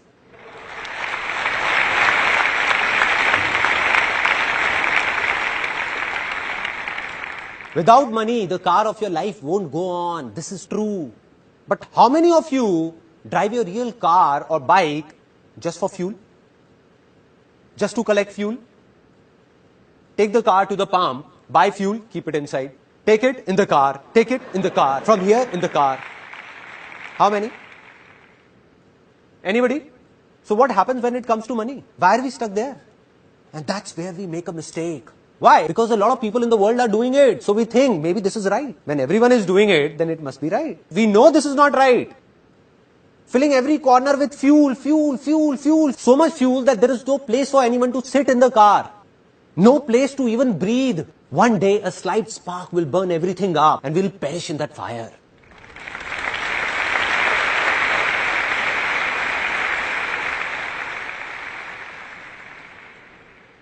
It's going on, no? People are burning. They might be successful in everybody's eyes, but not in their own. And this is no theory. If on one side we have somebody for whom money is everything, who is very selfish and he has a lot of money, a lot, but he has only money, nothing else. No happiness, nothing at all. Neither does he give happiness nor gets happiness. And on the other side is someone who might not have that much money, but he believes in just one thing, spreading happiness in this world. So man like him who is spreading happiness in this world, even if he has less money, he is 1,000 times more successful than all those millionaires. 1,000 times. This is called real success. And on the other hand, make those people come and stand here who might have a lot of money, but don't have the courage to give, courage to share, to be happy, to give happiness and smiles. They can't look into anyone's eyes and say that they are successful. They can't. The world says they are, but they are not. Now let's talk about how it works practically. The sharing logic. There was a stage in my life when I was doing photography and I used to do everything myself. I was the office boy, I was the cleaner, and there was a small studio in one corner of my house. Had put a table chair over there. Used to serve water to people, did photography, counseled people, talked to them. And I realized that I won't be able to do it all by myself. So I recruited a female on somebody's reference and a female joined. Now when that female came for the job, she asked for 10,000 rupees as salary I can't give you 10,000 rupees, but 8,000 rupees is fine with me. So she joined. And within 2 months of when she joined, work started increasing at a good pace. After 2-3 months, I thought that presently I earn 20 to 25,000 rupees a month, out of which this girl only takes 8,000 rupees. I have no sense. So I told her politely that I can't give you 8,000 rupees, but 6,000 rupees is fine with me. Do it or not, your choice. And she left. After she left, for 1 complete year after that, I was stuck where I was. Couldn't move ahead a single step, even a single step.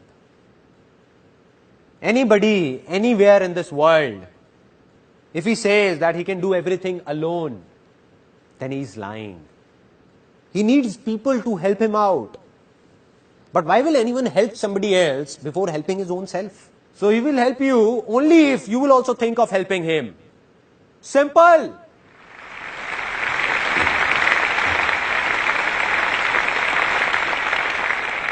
Let me ask you a very simple question. If there are 2 companies, so out of those 2 companies, the first company, while taking your interview, makes false promises by saying that we will give you this, don't worry, all will be good.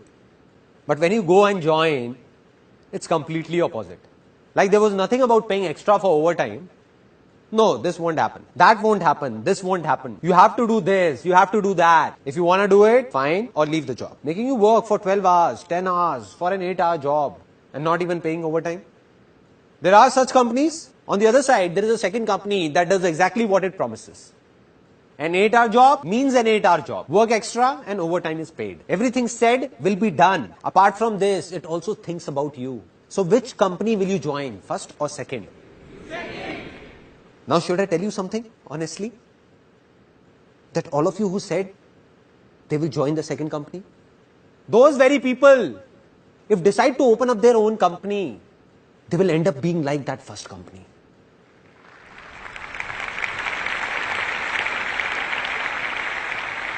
They'll forget about it. Now when they will have their own company, they'll wish to get an employee worth 8,000 for just 5,000. What are we doing, man? What are we doing? There are 2 kinds of people in this world. Those who believe in sharing and those who don't. Now the ones who don't will today or tomorrow have their hands and legs cut. There'll be a stage when everyone will leave them and go away to join those people who believe in sharing by their heart. Today they have 2 hands. Gradually they will have 4 hands. 10 hands, then 100 hands, and then thousands. A day will come when he will have countless hands. And that day, success will be a very small word. It will be a miracle. Miracle.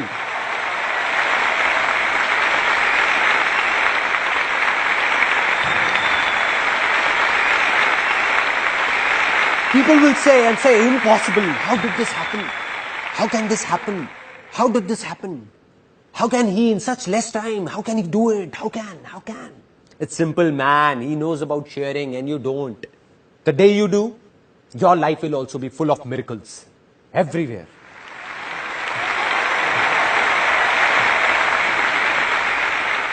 Now, the tree of success has a lot of fruits and we are sharing them. Knowing more fruits will grow. We are sharing. So you have become successful. But now the question is, who am I? What's my story? As a kid, I thought I could do many things. But as I grew up, I thought I couldn't do anything. And there were a lot of reasons behind it. Out of which the biggest reason was that when I was in 10th standard, some major problems hit our family. My dad had a business of aluminium from 20 years in partnership with someone that closed down overnight. Because of which our financial condition became critical. We had no clue what will happen now. Nobody had a clue. And my father went into a bit of depression as well. And there was a strange atmosphere in the house. Everybody was worried, what will happen now? I was studying, what could I do? Now there are 2 things that happen in these kind of situations. One, there are families that break apart, fall apart. They start fighting within themselves. And 2, there are families that come together. Our family chose the second one. Me, my mother, my younger sister, we all came together and said, this is not only my father's problem. but our problem. And we will find a way out. We will do something. Something will happen. So now I wanted to do something, but believed that I can't do anything because my land was infertile.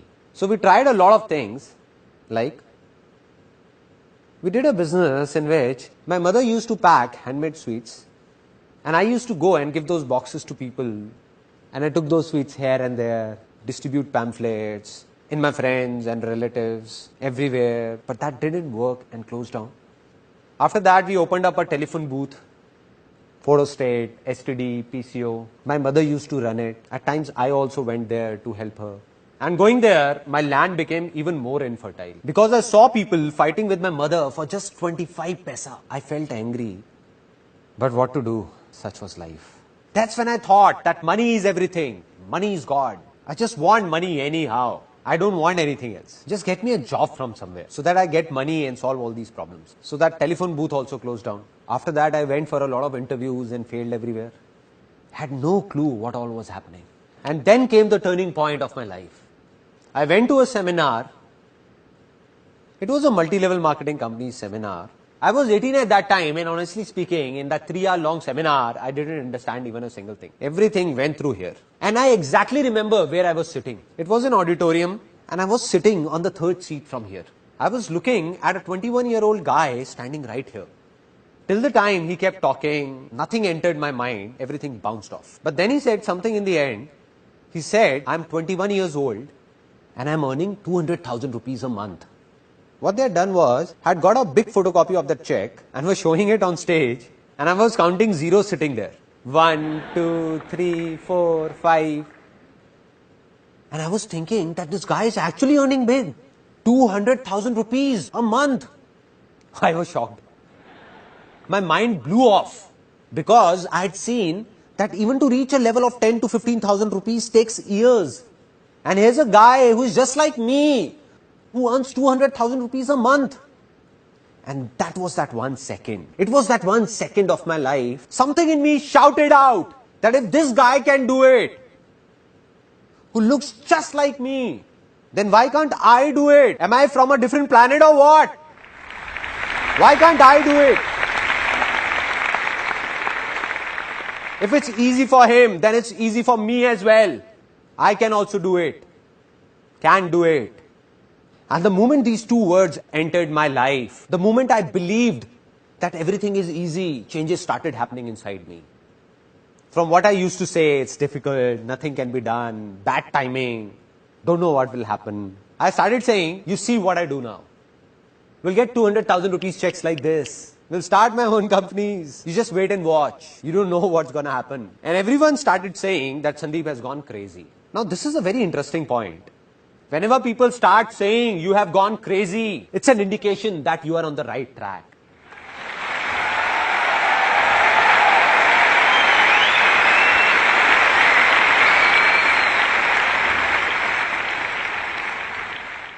A tinge of craziness is a must.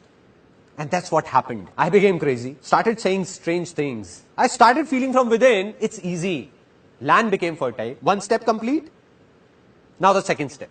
To discover what to do. Now there were 2 voices, outer voice and inner voice. I saw that man on stage and looking at him, I said, I want to be like him. If he's doing this, then I'll also do this and earn 200,000 rupees a month. But it wasn't my inner voice, all outer voices. So I took around 20-25 people to that company and nobody joined. In fact, the ones I took ridiculed me saying, where did you take us? And how much will you give us out of your 200,000? So I failed badly. And there were 2 reasons why I failed. 1, it was not my inner voice. And 2, I didn't understand sharing. I was taking people there, not for their benefit, but for my selfish reasons. As an 18-year-old, all I thought was to solve my own family problems. To hell with these people. So I couldn't fool people. So back then when I failed, was it my good luck or bad luck? Bad luck, no. How can it be good? As per that time, it was bad luck only, no? But this is the very mistake, because nothing is bad in this world. Because whatever happens, happens for the best. Success comes from experience, and experience comes from bad experiences. Which means, that success can only come to you with experience, and experience can come to you only through bad experiences, not with good experiences. Right. And this is what I understood. When I went to that company, it was not a waste. Although I failed financially, but I got to know about a lot of good things and started understanding them. Different things entered my mind that I understood that yes, I understood that even failures are useful. So I didn't feel sad. After that, I heard outer voices once again. Again, I made the same mistake. I was told by my relatives, family members, don't know seriously or not. They told me that Sandeep, you have got looks of a hero, man. And I thought so many of them couldn't be wrong. I heard the outer voice and went to become a hero, to be a model. I said I will. If everyone is saying, I will. So I went and saw that heroes like me, thousands, are standing in a queue and eating roadside burgers. I said to myself, Sandeep, there you go, dude. But I didn't lose hope. I was determined to do something easy. It's easy won't work till the time it doesn't come from inside. And that's what happened. I told myself many times that I'll do it, I will. But it wasn't from within. To become a model or a hero or do acting. Used to go for auditions but went blank. Forgot everything. Didn't enjoy it from inside. Did some music videos as well. Such music videos that if I make you see them, you would die laughing. When my 5-year-old son is troubling everyone, ransacking the house, then my wife just plays that video and my son sits there looking at the screen and says, "Is this dad?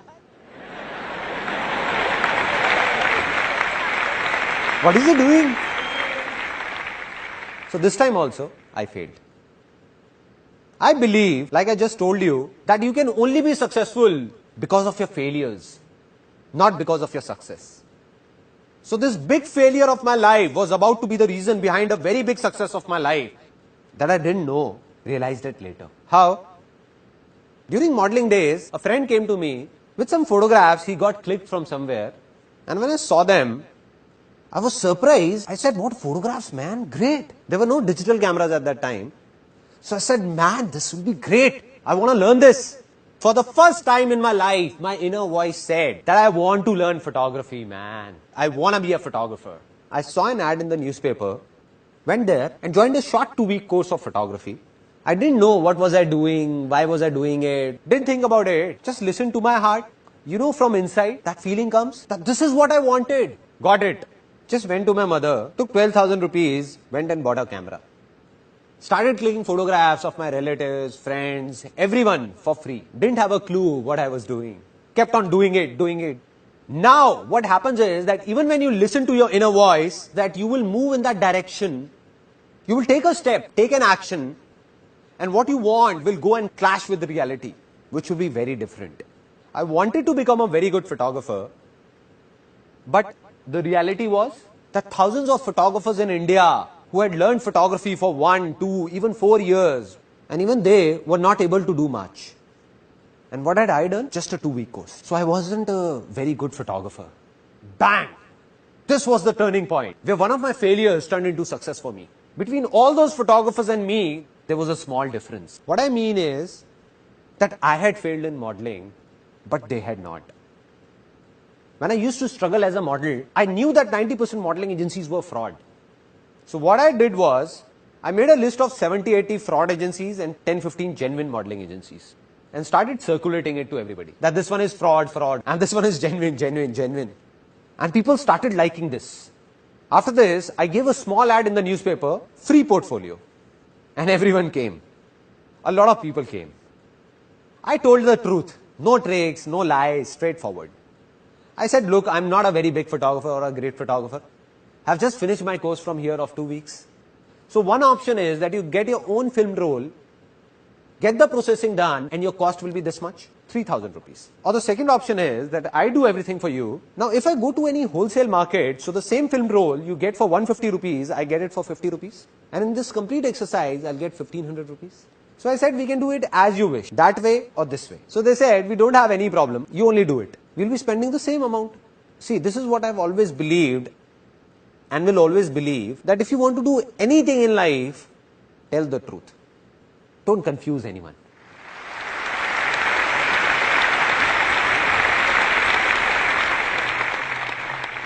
And people came. I still remember that I had spent 4,800 rupees on that first ad, because of which 7 or 8 people got their portfolios done from me. And the first income of my life, 15 to 20,000 rupees, came from here. This was the first success of my life.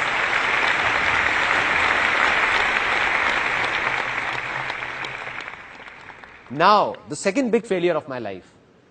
A guy came to me and said that let's do an event together. Let's do a New Year party. They're in fashion these days. Everybody's doing it. Now my inner voice said that I wanted to do an event for a long time. I said, okay, I'll do it with you. No worries. It's just that I don't have the money on me. He said, you don't worry about the money. I'll take care of that. You just execute it. I said, okay, it's a deal. I'll work for a month, organize the party and do everything. Investment will be yours and we will share the profit equally. He said, okay, done. He gave me 15,000 rupees and I distributed those 15,000 rupees to everyone. I paid to the banquet guy, the DJ, caterer, all of them knew me. I went myself and paid some advance to the printer, got the prints made, like stickers, posters, went to some universities and put them around, like banners and all. Now the problem occurred when just 3 days before the event, that guy came to me and said that I can't give you any more money. I said, but we have to give the money because I have to make all the payments, or else they know me and will catch hold of me only. He said, it's your problem, drop the event. I said, no.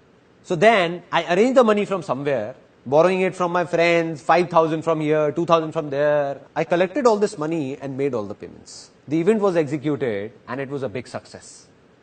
It was the night of 31st December 1999. This event was named Disc 2000.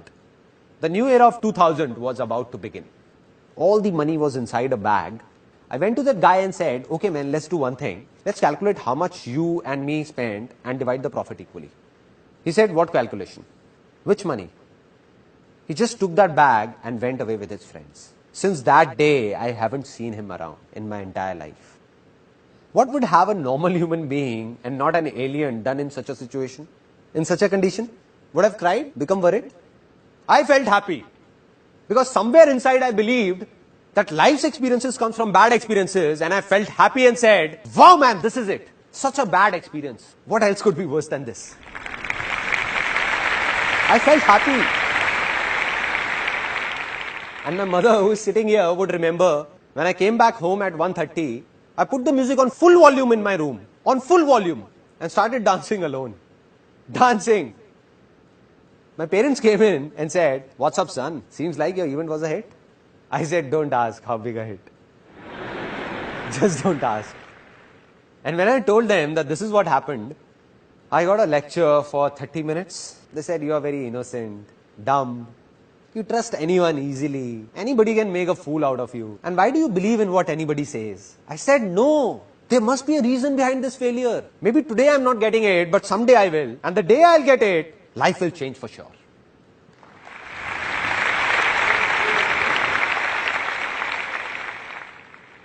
One year passed by, 2 years passed by, I didn't get it. Didn't know what was that failure for. Until in 2003, I'd reached a level in photography where I got stuck. The problem was that in photography, it's not only the work but the name that sells. It means that no matter how good I was, but because I didn't have a name, so all those people who got their photos clicked by me were rejected by modeling agencies saying, what trash. What an amateur shoot. Who is this Sandeep Maheswari? Lives in a cave or what? From where is he? Get yourself clicked from a good photographer. So they used to come back to me saying, what have you done? What a bad shoot. Here, have a look. So I said, I have to make a name somehow. How to do it? I don't know. But I believed it's easy. An idea came from somewhere to make a world record in photography. I went to Limca Book of Records, met the chief editor, and I remember I was sitting, me this side, and she on that side of the table. I had already taken an appointment. She said, yeah, tell me. I said that I want to make a world record in photography. She said, okay, so what have you thought of? I said, you tell me what needs to be done. Because somehow I managed to reach there, they could not throw me out. So she said that, look, it's not that easy. You have to do a lot of things.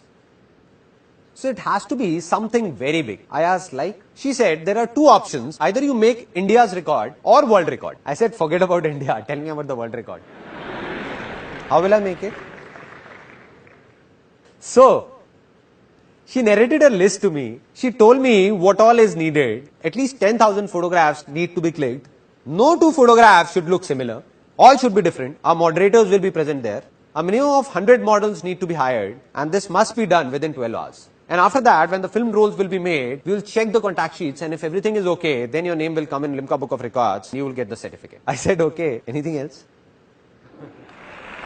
It will be done. I gave her a date saying that on this date of the next month, this world record will be made. I had no clue what will I do. As I was leaving her office, she said, Sandeep, just 1 second. I said, yes, ma'am. She said, I recommend you to hire an event management company for this. The moment she said an event management company, puck. I said, madam, here is an event management company in front of you, DISC 2000. So that big failure of my life was about to turn into a big success. And from there I got the confidence that I will make the world record. And when I told my friends about it, they said, what are you saying, man? You will create a world record? You will hire an event management company? Spend 300,000-400,000 rupees? I said, no event management company. I'll do it myself. They said, okay, models. You need 100 models. And one model will charge at least 5,000 rupees. Do you have that much of money, 500,000 rupees to give to the models? I said, I don't even have 10,000 rupees. I don't know how or what will I do. I don't have it. But I said, this world record will be made. They said, no. I said, yes, it will happen. I kept saying, it will, it will, it will. And when we ask from within, we get answers. And I got the answer. A model was sitting in front of me. It was a very interesting moment. He said, I don't have this much money for the portfolio, but I can give you 500 rupees. I said, no issues. No issues, my inner voice said. I said, I'm making my world record, and you just give me 500 rupees, your photos will be clicked, my world record will be made, and you will get a portfolio in just 500 rupees. Any problems? He said, no problem. I spread this message across. People queued up after that. Somebody is making a portfolio in just 500 rupees. A portfolio otherwise made in 30,000 rupees is being done in just 500. A total of 122 models came. More than 10,000 photographs were clicked in 10 hours and 44 minutes. No two shots were similar. The whole event was managed by me, and at the end of the day, my world record was made.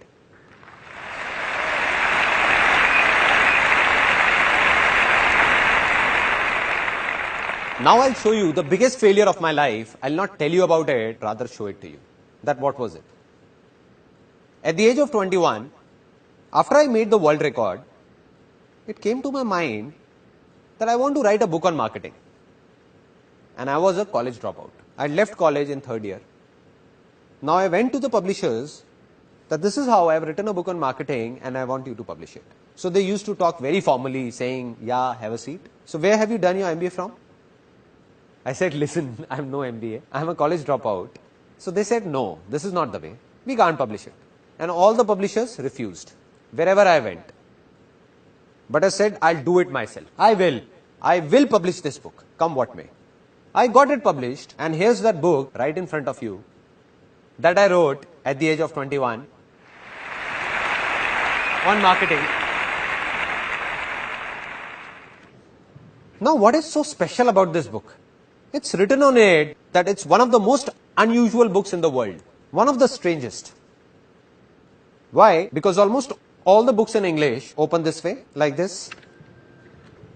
But this one opens from here. This is the first page of this book. This is the second one. This is the third. This is the fourth one. And this is the fifth. So it's a reversed book. A reversed book. Reversed. The word spread that a photographer has written a reversed book. People talk about doing something out of the box, something different. I think it's all pointless. You hang yourself upside down from a tree and say it's different. It's pointless, no? There has to be a reason. So the reason why this book is reversed was written on the first page at that time. And the reason was, a big reason, if you can't even change the way you read, how can you change the way you think?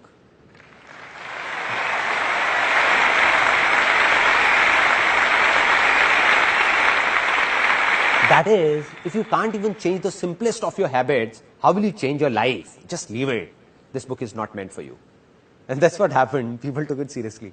They said, okay, if you don't want us to read it, so be it. Out of the 1,000 copies I got published, just 150 got sold. And the remaining 850 copies were taking a lot of space in the house. Because it was a small house with a studio and all of us packed together. So my mother gave them to a ragman. So a decent failure. Maybe you will see some grams wrapped in the pages of that book. Failure, that too a big one. Didn't know why this happened. Not at that time, but today I know. This book failed, but to write this book, I read countless books, and while doing so, my fertile land got plowed so many times, that everything became easy for me. Right.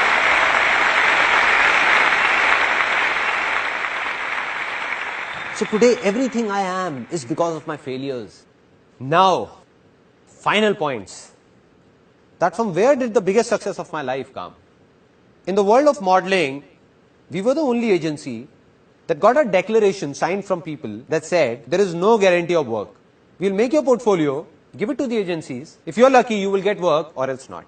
And being truthful and honest, we became one of the biggest agencies of Delhi. Though we tried to click the best of photos, but the models still didn't get any work in the market. So my inner voice said, I must do something for these models, something. What? I don't know. Not to take money from them, but to solve their problems somehow. And when the question came, it was answered. An ad agency guy came and said that I don't have time. We will scan this photograph only and print it in the ad. Do you have any problem? I said, why would I have a problem? I called up the model and said, do you have a problem? He said, what are you saying, sir? What problem? What else can I ask for? That if my photograph comes in a newspaper or an ad, the photo got printed, that model was happy, I was happy, and ad agency was happy. And this was that turning point of my life.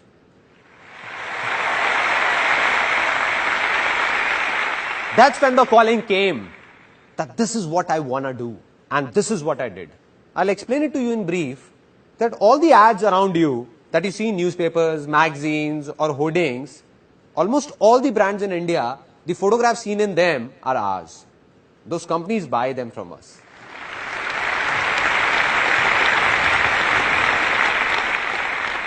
So today, in the given situation, if you ask me that what's success for me, then here is a simple answer to it. In a few things. Because success is not just limited to one thing, but many things in life, various aspects of life. So one of my aspects, that this company Images Bazaar was started to do something good for those models. 6 years ago, in 2006, when this company started, I swore that from that very day, I'll not even take a single penny from any model, but will pay them instead.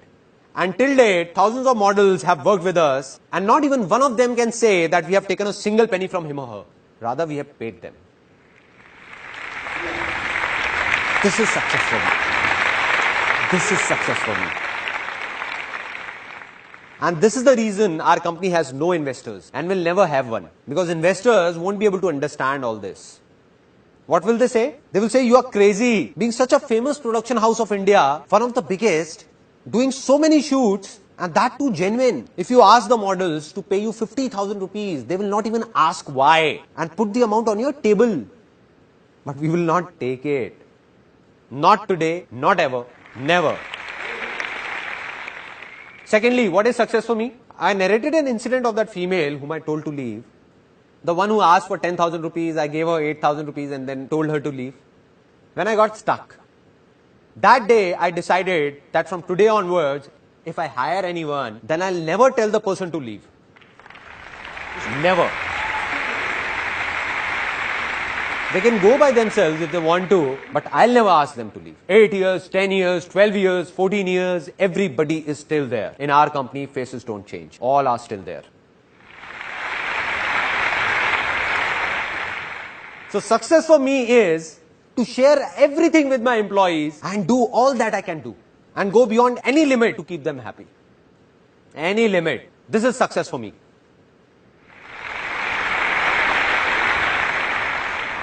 If you ask me that what do I believe today, am I successful or not? I'll look straight into your eyes and say, yes, I am. I am successful. Why so? Is it because of the work I did in the past? No man, that was past. All the awards I got, business I did, that is all gone. That was past. It doesn't matter. There are many people in this world who keep on saying that I failed once in the past and keep saying I'm a failure, failure, failure. Come on, man, it's not that you are a failure, you were a failure. You were. Right. On the other hand, there are people who became successful in one thing in the past and keep talking about that only. Keep talking that I am successful. I am. You know why? Because 20 years ago I did that. Back then. No, man. What are you doing today? Are you really happy today? You were happy back then. But today, are you doing what the world expects you to do? Or are you doing what your inner voice says? If you're following your inner voice, then only you are successful. Otherwise, you were a success yesterday, but you are a failure today. So I am successful today because of what I am doing today. While you'll be surprised to know that some people still think of me as a big failure. Why? I'm doing so many good things. Business is good, everything is good. Those people who were running in a race with me. And everybody believed that Sandeep Maheswari will become the biggest entrepreneur of India. But I stopped running. I said, continue. I'm not in this race. So as per them, all this I'm doing today is out of their comprehension. But I'm a failure for them and it doesn't make a difference to me. To hell with them. It doesn't matter whether someone praises me or abuses me. It's all temporary. Today you all are praising me because you're feeling good.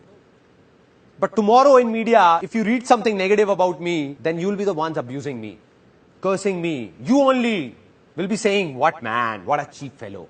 So will I be a failure then? So will I be saying that I'm a failure? So I'm not successful because some people think that I'm a success. Or some people think I'm a failure. I am successful because I believe that I am a success.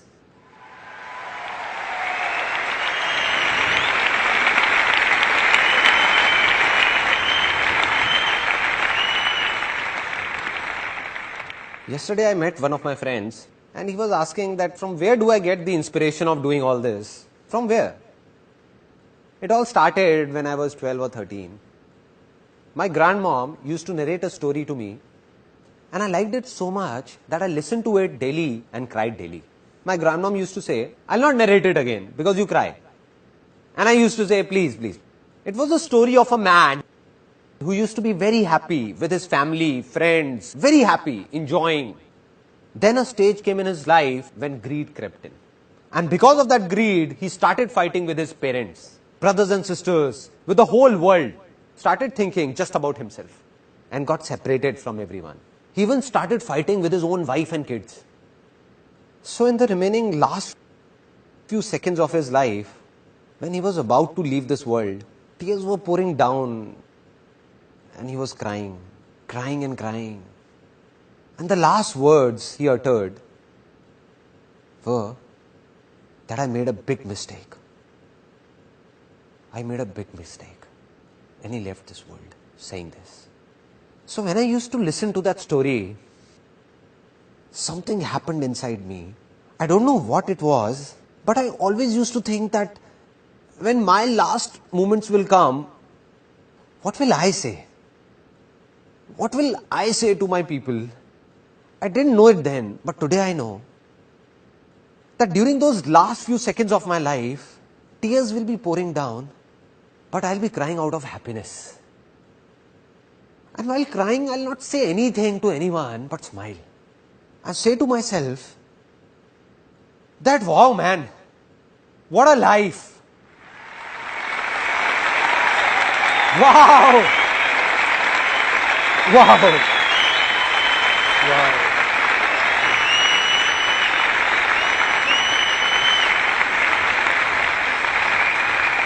This is life. This is life. I did it. Saying this within me only, not saying anything to anyone. No regrets whatsoever. Now, the final moment of this seminar. I told you in the beginning of this seminar that I don't want anything from you and will never talk about my benefit. I lied to you. I'll ask for something. Won't let you go like this. I'm going to ask for something. So I'm going to ask for something from you from the bottom of my heart. If possible, give it or else don't. So I fold my hands and request you all that today all of you have a hunger to do something, to become someone that has brought you here. But a day will come in your life when you will have much more than you need. That day, if you find someone with a hunger, just be of a little help to that person. That's it.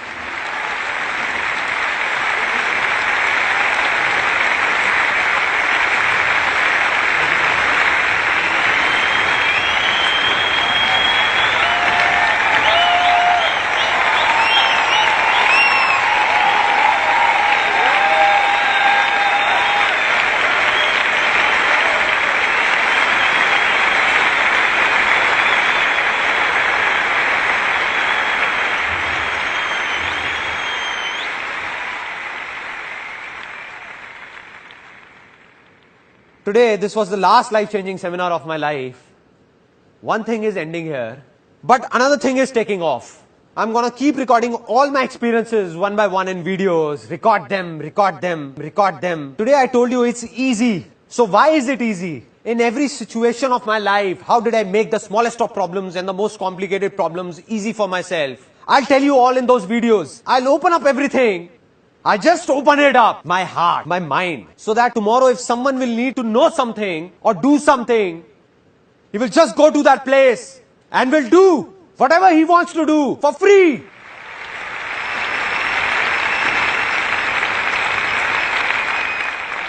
And I'll go from this world, but millions like me will come forward. Millions out of you only. Millions like me, where I am standing, right here, someone else will be here, some other crazy fellow, someone else will be doing something like this, and this world will change. This world will change.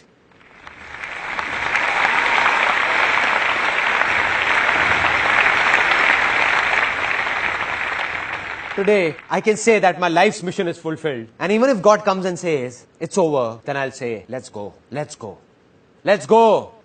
Anyway, you say, I did what I wanted to do. Did it. Till today, millions of people have attended my seminars. And if I continued further, another few million would have seen it. But now it's video recording. This video recording that's going on will be watched by billions in near future. Out of them, a few people will be there whose conscience will call out, not from here, but from here, that I have to share with those people who need me. And the day this happens,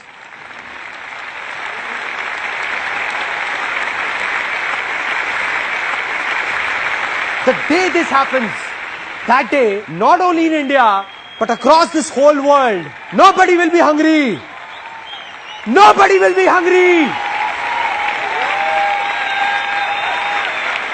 This world will change. Because this is also easy. It's easy. It's easy. This world will change.